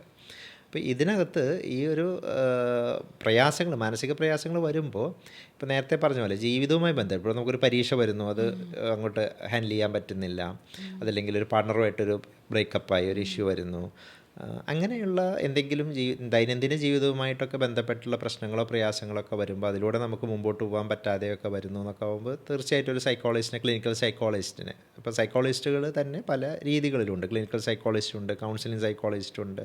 അപ്പോൾ എപ്പോഴും ഒരു ക്ലിനിക്കൽ സൈക്കോളജിസ്റ്റിനെ കാണാൻ പറ്റുകയാണെങ്കിൽ അത് തന്നെയാണ് ഏറ്റവും നല്ലത്. അവർക്ക് കുറച്ചും കൂടി ഒരു ട്രെയിനിങ്ങും ഇതിനെപ്പറ്റി കുറച്ചും കൂടി ധാരണയുള്ള ആളുകളായിരിക്കും ഈ ഒരു അസുഖാവസ്ഥകളെ പറ്റിയൊക്കെ. അപ്പോൾ അതുകൊണ്ട് അവരെ കാണുകയാണെങ്കിൽ അവർക്ക് കൃത്യമായിട്ട് അത് വിലയിരുത്താനും ആവശ്യമുള്ള മാർഗ്ഗനിർദ്ദേശങ്ങൾ തരാനും കൗൺസിലിംഗ്, സൈക്കോതെറാപ്പി പോലെയുള്ള കാര്യങ്ങൾ ചെയ്യാനും ഇനിയൊരു സൈക്യാട്രിസ്റ്റിൻ്റെ സേവനം ആവശ്യമാണെങ്കിൽ അവരുടെ അടുത്തത് പറഞ്ഞു വിടാനും അവർക്ക് പറ്റും. സൈക്യാട്രി സോഷ്യൽ വർക്കറുടെ ജോലി എന്ന് പറഞ്ഞാൽ സോഷ്യലായിട്ടുള്ള എന്തെങ്കിലും ഇഷ്യൂസ് ഉണ്ടെങ്കിൽ അത് അഡ്രസ്സ് ചെയ്യുക എന്നുള്ളതാണ്. ഇപ്പോൾ ഉദാഹരണമായിട്ട് ഒരു ഇൻ്റർപേഴ്സണൽ ഇഷ്യൂസ്, ഒരു കപ്പിൾ ഇഷ്യൂസൊക്കെ വരുമ്പോൾ ഒരു ഫാമിലി തെറാപ്പി കപ്പിളൊക്കെ ചെയ്യാൻ കൂടുതൽ പലപ്പോഴും അതിനകത്ത് സൈക്യാട്രി സോഷ്യൽ വർക്കർക്കും വലിയൊരു റോളുണ്ട്. കപ്പിൾ ഇഷ്യൂസ്, ഫാമിലി തെറാപ്പി, പിന്നെ ഇപ്പോൾ ഒരു പുവർ സപ്പോർട്ട് സിസ്റ്റം അല്ലെങ്കിൽ ഫൈനാൻഷ്യൽ ഇഷ്യൂസ് ഉണ്ട്. അപ്പോൾ അതുകൊണ്ട് ഒരാളുടെ ജീവിതം നേരെ മുമ്പോട്ട് പോകുന്നില്ല. അപ്പോൾ അതിനകത്തൊക്കെ എത്രത്തോളം സൊസൈറ്റിയിൽ ഇറങ്ങി ഇടപെടാം, അവർക്ക് എന്തൊക്കെ സോഷ്യലായിട്ടുള്ള കാര്യങ്ങൾ അഡ്രസ്സ് ചെയ്ത് അവരെ ഹെൽപ്പ് ചെയ്യാമെന്നൊക്കെ ഉള്ളത് സൈക്യാട്രി സോഷ്യൽ വർക്കറായിരിക്കും നോക്കുന്നത്. സൈക്യാട്രിസ്റ്റ് പലപ്പോഴും പിന്നെ നല്ല ഇപ്പോൾ ഡിപ്രഷൻ അല്ലെങ്കിൽ bipolar disorder, schizophrenia, ADHD, OCD, phobia, അങ്ങനെയുള്ള സൂയിസൈഡൽ ഐഡിയാസ്, അപ്പോൾ ഭയങ്കര വയലൻസ്, ഇങ്ങനെയുള്ള വളരെ ഒരു കടുപ്പം കൂടിയ മാനസികമായിട്ടുള്ള ബുദ്ധിമുട്ടുകളൊക്കെ ആയിരിക്കും പലപ്പോഴും സൈക്യാട്രിസ്റ്റിൻ്റെ അടുത്ത് നേരെ എത്തപ്പെടുന്നത്. അപ്പോൾ ഇതിനകത്തൊരു അപകടമുള്ളത്, ഇപ്പോൾ നേരത്തെ നിങ്ങൾ ചോദിച്ച ചോദ്യം ഇത് ആരെ കാണിക്കണം എന്നുള്ള ചോദ്യമാണ് ചോദിച്ചത്.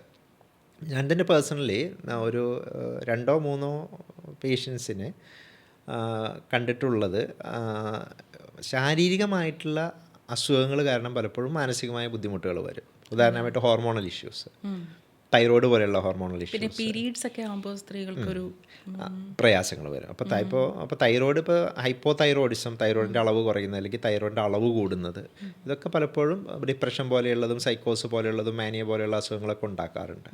അതുപോലെ തന്നെയാണ് ട്യൂമേഴ്സ്, ബ്രെയിനകത്തുള്ള ട്യൂമറുകൾ, പിന്നെ ക്യാൻസർ, ശരീരത്തിനകത്തുള്ള ക്യാൻസർ. അപ്പോൾ ഇതുപോലെയുള്ള വളരെ ഗൗരവമുള്ള അല്ലെങ്കിൽ ചില ഇൻഫെക്ഷൻസ്, അണുബാധകൾ, ഗൗരവമുള്ള പല അസുഖങ്ങളും പലപ്പോഴും മാനസികമായ അസ്വസ്ഥതകളായിട്ടാണ് പ്രത്യക്ഷപ്പെടുക. അപ്പോൾ സ്കൂൾ റിഫ്യൂസലായിട്ട് പോയിരുന്ന കുട്ടിയെ ഞങ്ങൾ മുമ്പ് കണ്ടിട്ട് സ്കൂളിൽ പോകുന്നില്ല എന്നുള്ളതാണ് പരാതി. ആ കുട്ടി എപ്പോഴും വീട്ടിൽ കിടക്കുന്നു, ബെഡിൽ കിടക്കുന്നു. ആ കുട്ടി ജെനിറ്റൽ ഏരിയ, അതായത് പ്രൈവറ്റ് പാർട്സിൽ എന്തോ ഒരു ചെറിയൊരു ഒരു തരിപ്പ് പോലെയൊക്കെ പറയുന്നു. അപ്പോൾ ആ കുട്ടി അതൊരു 8-9 മാസമായിട്ട് കൗൺസിലിംഗ് അറ്റൻഡ് ചെയ്യുന്നുണ്ട്. അപ്പോൾ സ്കൂളിൽ പോകുന്നില്ല, അതുമാത്രമാണ് കംപ്ലയിൻറ്റ്. ചെറിയൊരു കുട്ടിയാണ്, UP സ്കൂളിലായിരുന്നാണ് എൻ്റെ ഓർമ്മ. അപ്പോൾ ഈ പ്രൈവറ്റ് പാർട്സിൽ ഇങ്ങനെയുള്ള ചെറിയ അസ്വസ്ഥതകളൊക്കെ പറഞ്ഞുകൊണ്ട് കുട്ടിയെ ഫിസിക്കലി ആരോ അബ്യൂസ് ചെയ്തു, സെക്സ്വലി അബ്യൂസ് ചെയ്യുമോ എന്നൊക്കെയുള്ള സംശയം കൊണ്ടാണ് ടീച്ചേഴ്സും കൗൺസിലിംഗും ഒക്കെ ചെയ്തുകൊണ്ടിരിക്കുന്നത്. ഈ കുട്ടിയും അതെ, പിന്നീട് നമ്മളെടുത്ത് വന്ന് നമ്മൾ പരിശോധിച്ചപ്പോൾ നമുക്ക് ക്ലിയറായി അപ്പം തന്നെ മനസ്സിലായ കാര്യം കുട്ടിക്ക് അവിടെ താഴെ സെൻസേഷൻ ഇല്ല എന്നായിരുന്നു, ജെനിറ്റൽ ഏരിയയിൽ. ആ കുട്ടിയും മരിച്ചുപോയി. ആ കുട്ടിക്ക് ഒരു സ്പൈനൽ കോഡിൽ ഒരു ട്യൂമർ ഉണ്ടായിരുന്നു. കുട്ടി വിത്തിൻ മന്ത്സ് ട്രീറ്റ്മെൻറ്റൊക്കെ തുടങ്ങിയെങ്കിലും മരിച്ചുപോയി. അപ്പോൾ ഇതിനകത്തൊക്കെ നമ്മൾ മനസ്സിലാക്കുന്ന കാര്യം എന്താണെന്ന് വെച്ചാൽ ശാരീരികമായിട്ടുള്ള പല അസുഖങ്ങളും മാനസികമായ ബുദ്ധിമുട്ടുകളായിട്ട് പ്രത്യക്ഷപ്പെടും. അപ്പോൾ ഒറ്റ ക്വസ്റ്റ്യൻ ചോദിക്കുകയാണ്, നിങ്ങൾ ആരെ കാണുന്നതാണ് നല്ലതെന്ന് ചോദിച്ചാൽ, മാനസികമായൊരു ബുദ്ധിമുട്ടുണ്ടെങ്കിൽ ഞാൻ എപ്പോഴും പറയും ഒരു ഡോക്ടറെ കാണുന്നതാണ് എപ്പോഴും നല്ലത്, സൈക്യാട്രിസ്റ്റിനെ കാണുന്നതാണ് നല്ലത്. അവരത് പരിശോധിച്ച് ഇപ്പം മെഡിസിൻ ഒന്നും കൊടുക്കേണ്ടത് തീവ്രതയില്ല, ഇതൊരു റിലേഷൻഷിപ്പ് ഇഷ്യൂ മാത്രമാണ്, വേറെ ബുദ്ധിമുട്ടുകളൊന്നുമില്ല എന്ന് ഉറപ്പ് വരുത്തിയാൽ തീർച്ചയായും വെൽ ട്രെയിൻഡ് ആയിട്ടുള്ളൊരു സൈക്യാട്രിസ്റ്റ്, ഡോക്ടർ ഒരു സൈക്കോളജിസ്റ്റിൻ്റെ അടുത്തേക്ക് റെഫർ ചെയ്യും, അല്ലെങ്കിൽ സൈക്യാട്രി സോഷ്യൽ വർക്കറുടെ അടുത്ത് റെഫർ ചെയ്യും. അവരോടത് അതിന് വേണ്ട കാര്യങ്ങൾ ചെയ്യാൻ പറയുകയും കൃത്യമായ ഫീഡ്ബാക്ക് എടുക്കുകയും ആ രോഗിയുടെ അല്ലെങ്കിൽ ആ വന്നിട്ടുള്ള ആളുകളുടെ എല്ലാ പ്രയാസങ്ങളും പരിപൂർണമായി മാറിയെന്ന് ഉറപ്പ് വരുത്തുകയും ചെയ്യും.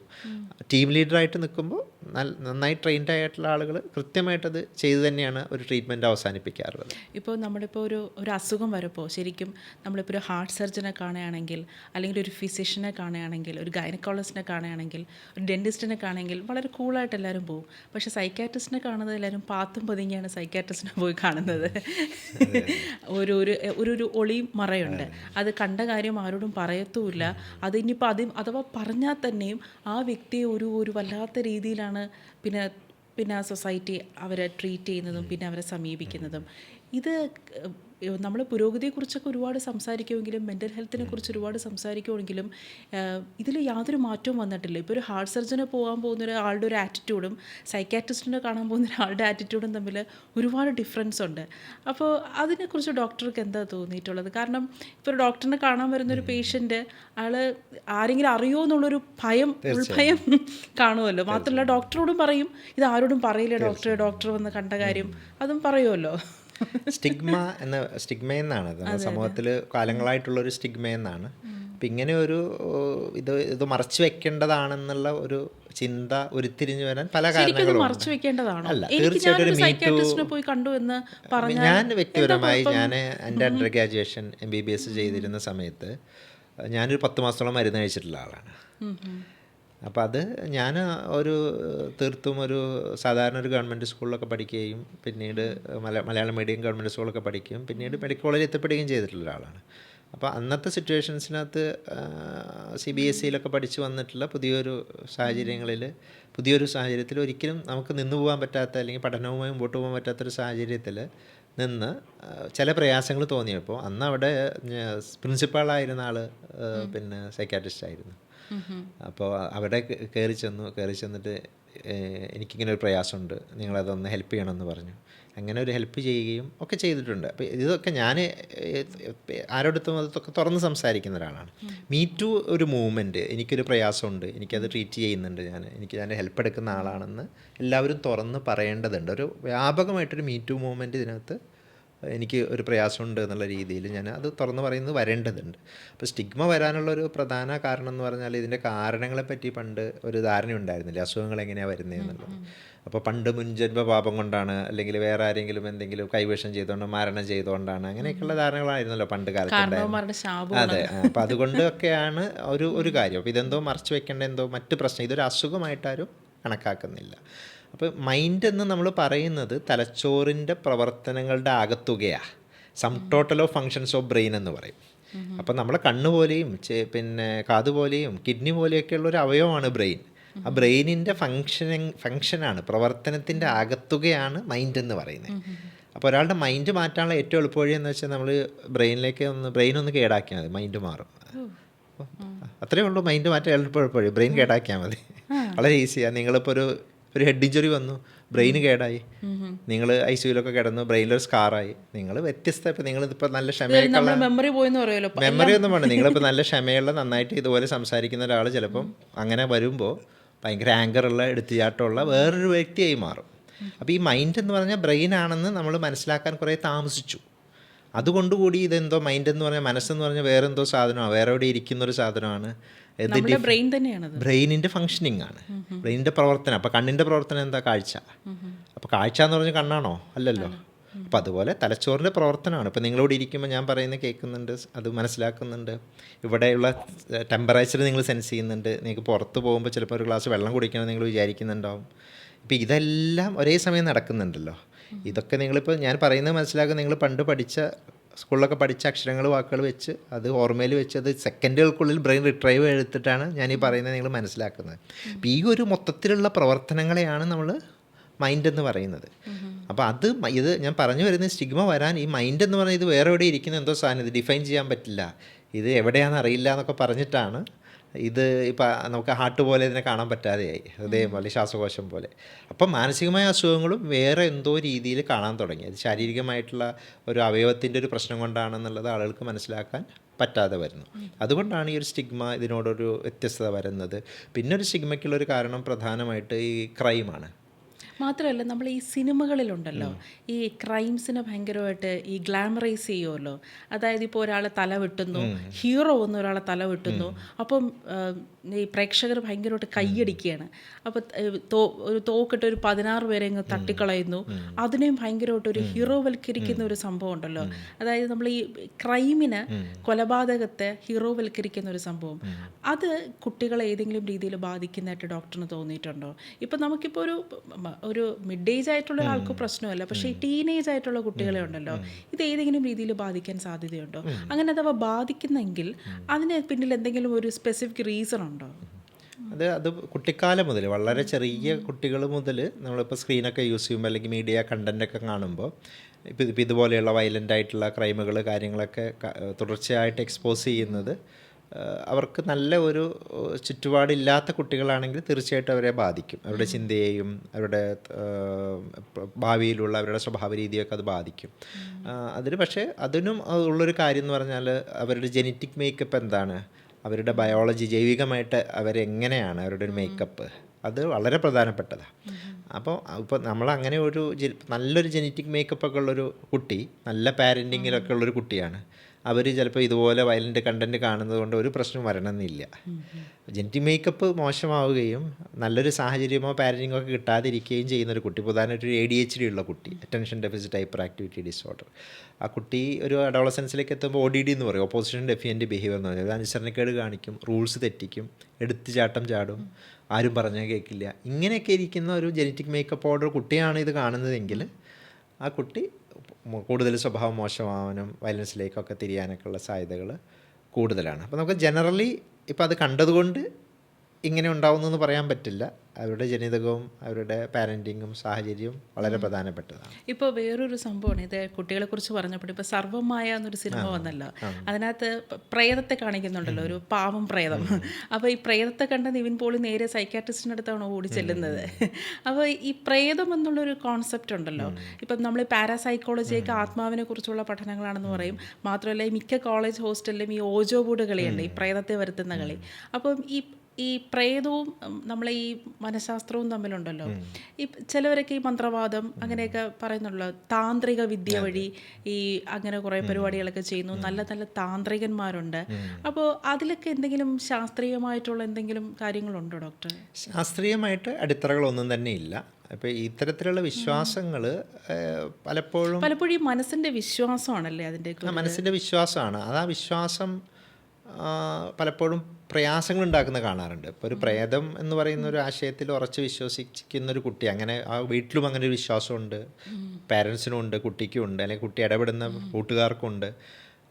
അങ്ങനെയൊക്കെ അല്ലെങ്കിൽ അവർ വിശ്വസിക്കുന്നൊരു റിലീജിയസ് ബിലീഫ്, മതപരമായ വിശ്വാസം, അതിനകത്തൊക്കെ ഉള്ളൊരു ഫണ്ടമെൻ്റൽ ബിലീഫ് ഇങ്ങനെയുള്ള കാര്യങ്ങളൊക്കെ ഉണ്ടെങ്കിൽ പിന്നീട് ഒരു പ്രശ്നം, ബുദ്ധിമുട്ടോ മാനസികമായ പ്രയാസമൊക്കെ വരുമ്പോൾ അതൊരു പ്രശ്നമായി മാറുന്നത് പലപ്പോഴും നമ്മൾ കാണാറുണ്ട്. കാരണം അവർ പിന്നീടൊരു ഭയം എന്ന് പറഞ്ഞ് വരുമ്പോൾ പലപ്പോഴും ഇത്തരത്തിലുള്ള ആശയങ്ങളോ കാര്യങ്ങളൊക്കെ ആയിട്ടാണ് വരുന്നത്. അപ്പോൾ ശാസ്ത്രീയമായിട്ട് അതിനൊന്നും അടിത്തറകളൊന്നും തന്നെ ഇല്ല, ഒട്ടും അടിത്തറയില്ല. പക്ഷേ ചികിത്സാപരമായിട്ട് പലപ്പോഴും ഇപ്പോൾ നമ്മുടെ കൾച്ചറിൽ നിൽക്കുന്ന ചില കാര്യങ്ങളായതുകൊണ്ട് ചില മാനസികമായിട്ടുള്ള ബുദ്ധിമുട്ടുള്ള അവസ്ഥകളിൽ പലപ്പോഴും ഇതുപോലെയുള്ള ചെറിയ ചെറിയ ഇൻ്റർവെൻഷൻസ്, ഇടപെടലുകൾ ചെയ്യുന്നത് തീർച്ചയായിട്ടും നമ്മൾ നിരന്തരമായിട്ട് ഇപ്പോൾ നമ്മൾ ഈ സമൂഹത്തിൽ ഇടപെടുന്ന ആളുകളാകുമ്പോൾ നമ്മുടെ അടുത്ത് വരുന്ന പലപ്പോഴും ഇത്തരത്തിലുള്ള ആളുകൾ ഒരു 50% ആളുകളും ഇതുപോലെയുള്ള പല താന്ത്രികമായിട്ടുള്ള കാര്യങ്ങളും അല്ലെങ്കിൽ റിലീജിയസ് ആയ കാര്യങ്ങളും ഒക്കെ ചെയ്തിട്ടായിരിക്കും വരുന്നത്. അപ്പോൾ അങ്ങനെ ഒരുപാട് ഫൈനാൻഷ്യൽ ലോസ് വന്ന് ഇപ്പോൾ ഒരു 10 lakhs-ഓളം ഇപ്പോൾ തന്നെ ഇങ്ങനെ ഇത് ചെയ്ത് മാത്രം പോയിട്ട് ഒരു ക്ലയൻറ്റ് ഇപ്പോൾ കഴിഞ്ഞ ദിവസം വന്നിട്ടുണ്ടായിരുന്നു. അപ്പോൾ ആളുകൾക്ക് ഇതുപോലെ ഒരു ശാസ്ത്രീയമായിട്ട് അടിത്തറയില്ല എന്നറിയാത്തത് കൊണ്ട് അങ്ങനെ പോകുന്ന ആളുകളുണ്ട്. ഡോക്ടർ സിനിമകൾ കാണുന്ന സമയം തീർച്ചയായിട്ടും സിനിമകളും സീരീസുകളും കാണും. ഇപ്പോൾ നമ്മൾ ഈ ഒരുപാട് സിനിമകൾ ഈ ഇത്തരം കാര്യങ്ങൾ തെറ്റായ രീതിയിൽ പബ്ലിക്കിൻ്റെ മുന്നിൽ എത്തുമല്ലോ, ശാസ്ത്രീയമായിട്ടുള്ള അടിത്തറയില്ലാതെ. അപ്പോൾ ഡോക്ടർ കണ്ട സിനിമകളിൽ ഇത് ശരിക്കും അതിൻ്റെ ഒരു സയൻറ്റിഫിക് ആയിട്ടുള്ള രീതിയിൽ ഇത്തരം കാര്യങ്ങൾ ഡെപിക്റ്റ് ചെയ്തിട്ടുള്ള സിനിമയോ സീരീസോ ഡോക്ടറിന് ഇപ്പോൾ നമ്മൾ പ്രേക്ഷകർക്കൊക്കെ ഒന്ന് സജസ്റ്റ് ചെയ്യാൻ? ആക്ച്വലി ഇപ്പോൾ സർവമായ എന്ന് പറഞ്ഞ സിനിമേനെ ഇപ്പോൾ ഡയറക്ടർ അത് ആ ആംഗിളിലാണ് ഫ്രെയിം ചെയ്തതെന്ന് എനിക്ക് വ്യക്തിപരമായി അറിയില്ല. പക്ഷെ അതിൻ്റെ ആക്ച്വലി ഒരു സൈക്കോളജിക്കൽ ഒരു ഫ്രെയിം വർക്ക് ഉണ്ട് അതിന്. അത് ആക്ച്വലി ഭയങ്കര ക്ലിയർ ക്രിസ്റ്റലായിട്ട് വളരെ സയൻറ്റിഫിക്കലി ആണ് പോയിട്ടുള്ളത്. അത് നമുക്ക് പുറത്തുനിന്ന് കാണുന്നവർക്ക് പെട്ടെന്ന് മനസ്സിലാവില്ല എന്നുള്ളതാണ്. അപ്പോൾ ആ ഒരു കഥാപാത്രം എന്ന് പറയുന്നത് ശരിക്കൊരു സങ്കല്പമാണ് ഇത്. അപ്പോൾ ആ സങ്കല്പം എന്ന് പറഞ്ഞാൽ ഇപ്പം ഞാനിതിൻ്റെ ഒരു സൈക്കോളജിക്കൽ വേർഷൻ പറയാം. ഇപ്പോൾ ആ വ്യക്തി പിന്നെ ആ വ്യക്തിക്ക് ലവറെ നഷ്ടപ്പെടുന്നു, അപ്പോൾ അതിൻ്റെ ട്രോമയുണ്ട്. അപ്പോൾ വേറൊരു വിവാഹത്തിലേക്ക് പോകാൻ പറ്റില്ല അല്ലേ? അപ്പോൾ അതിൻ്റെ സങ്കടം കിടക്കുക, ഗിൽറ്റുണ്ട്. അപ്പോൾ ഗിൽറ്റ് പ്രോസസ്സ് ചെയ്യണം, അതിനൊരു വേറെ വഴിയില്ല. അപ്പോൾ ആ കുറ്റബോധമുണ്ട് മനസ്സിൽ. അപ്പോൾ വേറൊരു റിലേഷനിലേക്ക് പോകണമെങ്കിൽ അതിനൊന്ന് മീഡിയേറ്റ് ചെയ്യണം ആരെങ്കിലും. മീഡിയേറ്റ് ചെയ്യണമെങ്കിൽ ആര് വരണം? അവൾ തന്നെ വരണം.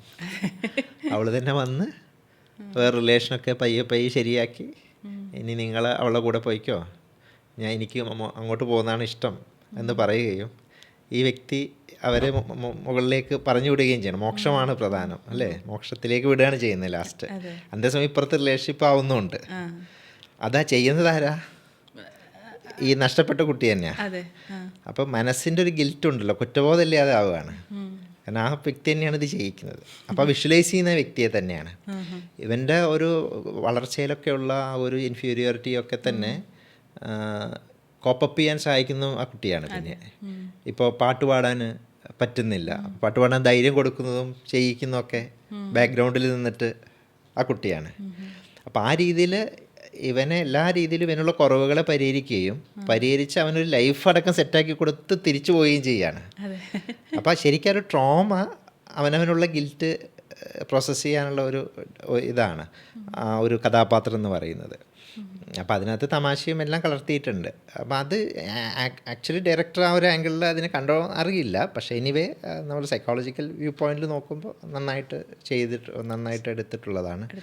എക്സെപ്റ്റ് അതിനകത്ത് സൈക്യാട്രിസ്റ്റിനെ പോർട്രേ ചെയ്തൊരു ഭാഗമുണ്ട്. അത് കുറച്ചും കൂടി റിഫൈൻ ചെയ്യാവുന്നതാണ്. ചെയ്യാമായിരുന്നു. പക്ഷെ അത് ഈ ആംഗിളിൽ നോക്കുമ്പോൾ ആൾ പറഞ്ഞത് കറക്റ്റാണ്. അതായത് വേറെ പ്രത്യേകിച്ച് പ്രശ്നങ്ങളൊന്നുമില്ല, കുഴപ്പമൊന്നുമില്ല, അത് ശരിയായിക്കൊള്ളും എന്നുള്ള രീതിയിൽ വളരെ ലൈറ്റായിട്ടാണ് അത് ഹാൻഡിൽ ചെയ്യുന്നത്. പക്ഷെ അതൊന്നും കൂടി റിഫൈൻ ചെയ്ത് വെക്കാമായിരുന്നു എന്നുള്ള ഒരു ഇത്. അപ്പം അങ്ങനെ അത് ഇപ്പോൾ റീസെൻ്റ് ആയിട്ടുള്ള മൂവി ആയതുകൊണ്ടാണ്. ഇപ്പം doctor Cochin brain and behaviour health ആ സ്ഥാപനത്തിലെ മെഡിക്കൽ ഡയറക്ടറാണ് ഡോക്ടർ. ഇപ്പം മറ്റ് സ്ഥാപനങ്ങളിൽ നിന്ന്, കാരണം ഇപ്പോൾ നമുക്ക് മെൻ്റൽ ഹെൽത്ത് സെൻറ്റേഴ്സ് ഏറ്റവും കൂടുതൽ ആവശ്യമുള്ള ഒരു സമയം കൂടിയാണ്. പലപ്പോഴും നമുക്ക് ഈ ഞാൻ പറഞ്ഞല്ലോ ഒളിവും മറവൊക്കെ ഉണ്ടെങ്കിലും ഒരു സൈക്കാട്രിസ്റ്റിൻ്റെ അപ്പോയിൻമെൻറ്റ് കിട്ടത്തില്ല ഇപ്പോൾ. അതിന് മാസങ്ങളായിട്ട് നമ്മൾ കാത്തിരിക്കണം. അതുപോലെ തന്നെയാണ് സൈക്കോളജിസ്റ്റ്. ഞാൻ എഫിഷ്യൻ്റ് ആയിട്ടുള്ള ഡോക്ടർമാരാണെങ്കിൽ മാസങ്ങളോളം കാത്തിരിക്കേണ്ടി വരും ഒരു അപ്പോയിൻമെൻറ്റ് കിട്ടാനായിട്ട്, കാരണം അത്രത്തോളം തിരക്കാണ്. അപ്പം ഈ മറ്റ് സ്ഥാപനങ്ങളിൽ നിന്ന് ഇപ്പോൾ CBB എങ്ങനെയാണ് സ്റ്റാൻഡ് ഔട്ട് ചെയ്ത് നിൽക്കുന്നത്? ഈ ഒരു മേഖലയിൽ, മാനസികാരോഗ്യ മേഖലയിലുള്ള വളരെ വലിയൊരു പ്രശ്നം, നമ്മളടുത്ത് വരുന്ന ആളുകൾ, വ്യക്തികൾ, പ്രയാസങ്ങളായിട്ട് വരുന്ന ആളുകൾ എല്ലാ രീതിയിലും വൾണറബിളാണ്. അവർ പല രീതിയിലും ഇമോഷണലി ആണെങ്കിലും ഫിസിക്കലി ആണെങ്കിലും മോണിറ്ററി ആണെങ്കിലും അല്ലെങ്കിൽ ട്രീറ്റ്മെൻറ്റിൻ്റെ ക്വാളിറ്റിയുടെ ബേസിലാണെങ്കിലൊക്കെ ഒരു ചൂഷണം ചെയ്യപ്പെടാനുള്ള സാധ്യത വളരെ വളരെ കൂടുതലാണ്. അപ്പോൾ ഇതിനകത്ത് വളരെ വലിയൊരു പ്രശ്നമുള്ളത്, ഇപ്പോൾ ഈ മേഖല നിങ്ങൾ കൊച്ചി പോലെയുള്ള എറണാകുളം പോലെയുള്ള ഒരു സിറ്റി എടുത്താൽ തന്നെ ഈ മാനസികാരോഗ്യ മേഖലയിൽ ഇപ്പോൾ സർവീസ് പ്രൊവൈഡ് ചെയ്യുന്ന ആളുകളിൽ ഒരു 60% ആളുകൾ ക്വാളിഫൈഡ് അല്ല. 60% ആളുകളും ക്വാളിഫൈഡ് അല്ലാത്ത, ഇതിനെപ്പറ്റി ധാരണയില്ലാത്ത ആളുകളാണ് സർവീസ് പ്രൊവൈഡേഴ്സ്. അപ്പോൾ അവരുടെ അടുത്തൊക്കെ പോയി വളരെ വളരെ മോശമായ അവസ്ഥയിലാണ് പിന്നീട് ആളുകൾ കൃത്യമായ ചികിത്സയിലേക്ക് എത്തപ്പെടുന്നത്. ഇനി ഒരു 40% ഉള്ള സ്ഥലങ്ങളിൽ, ക്വാളിഫൈഡായ ആളുകളുള്ള സ്ഥലങ്ങളിൽ തന്നെ ഈ സർവീസ് വെൽ റെഗുലേറ്റഡ് അല്ല. ഞാൻ നേരത്തെ പറഞ്ഞല്ലോ, ഈ ഒരു ട്രീറ്റ്മെൻ്റ് എന്ന് പറഞ്ഞാൽ അത് ഒരു ടീം വർക്കാണ്. അപ്പോൾ അതിനകത്ത് എല്ലാ ടീം മെമ്പേഴ്സിനും ഒരുപോലെ പ്രാധാന്യമുണ്ട്. ഇപ്പോൾ ഞാനാണോ വലുത്, നീയാണോ വലുത്, അങ്ങനെയുള്ള കാര്യങ്ങൾക്കൊന്നും അവിടെ പ്രസക്തിയില്ല.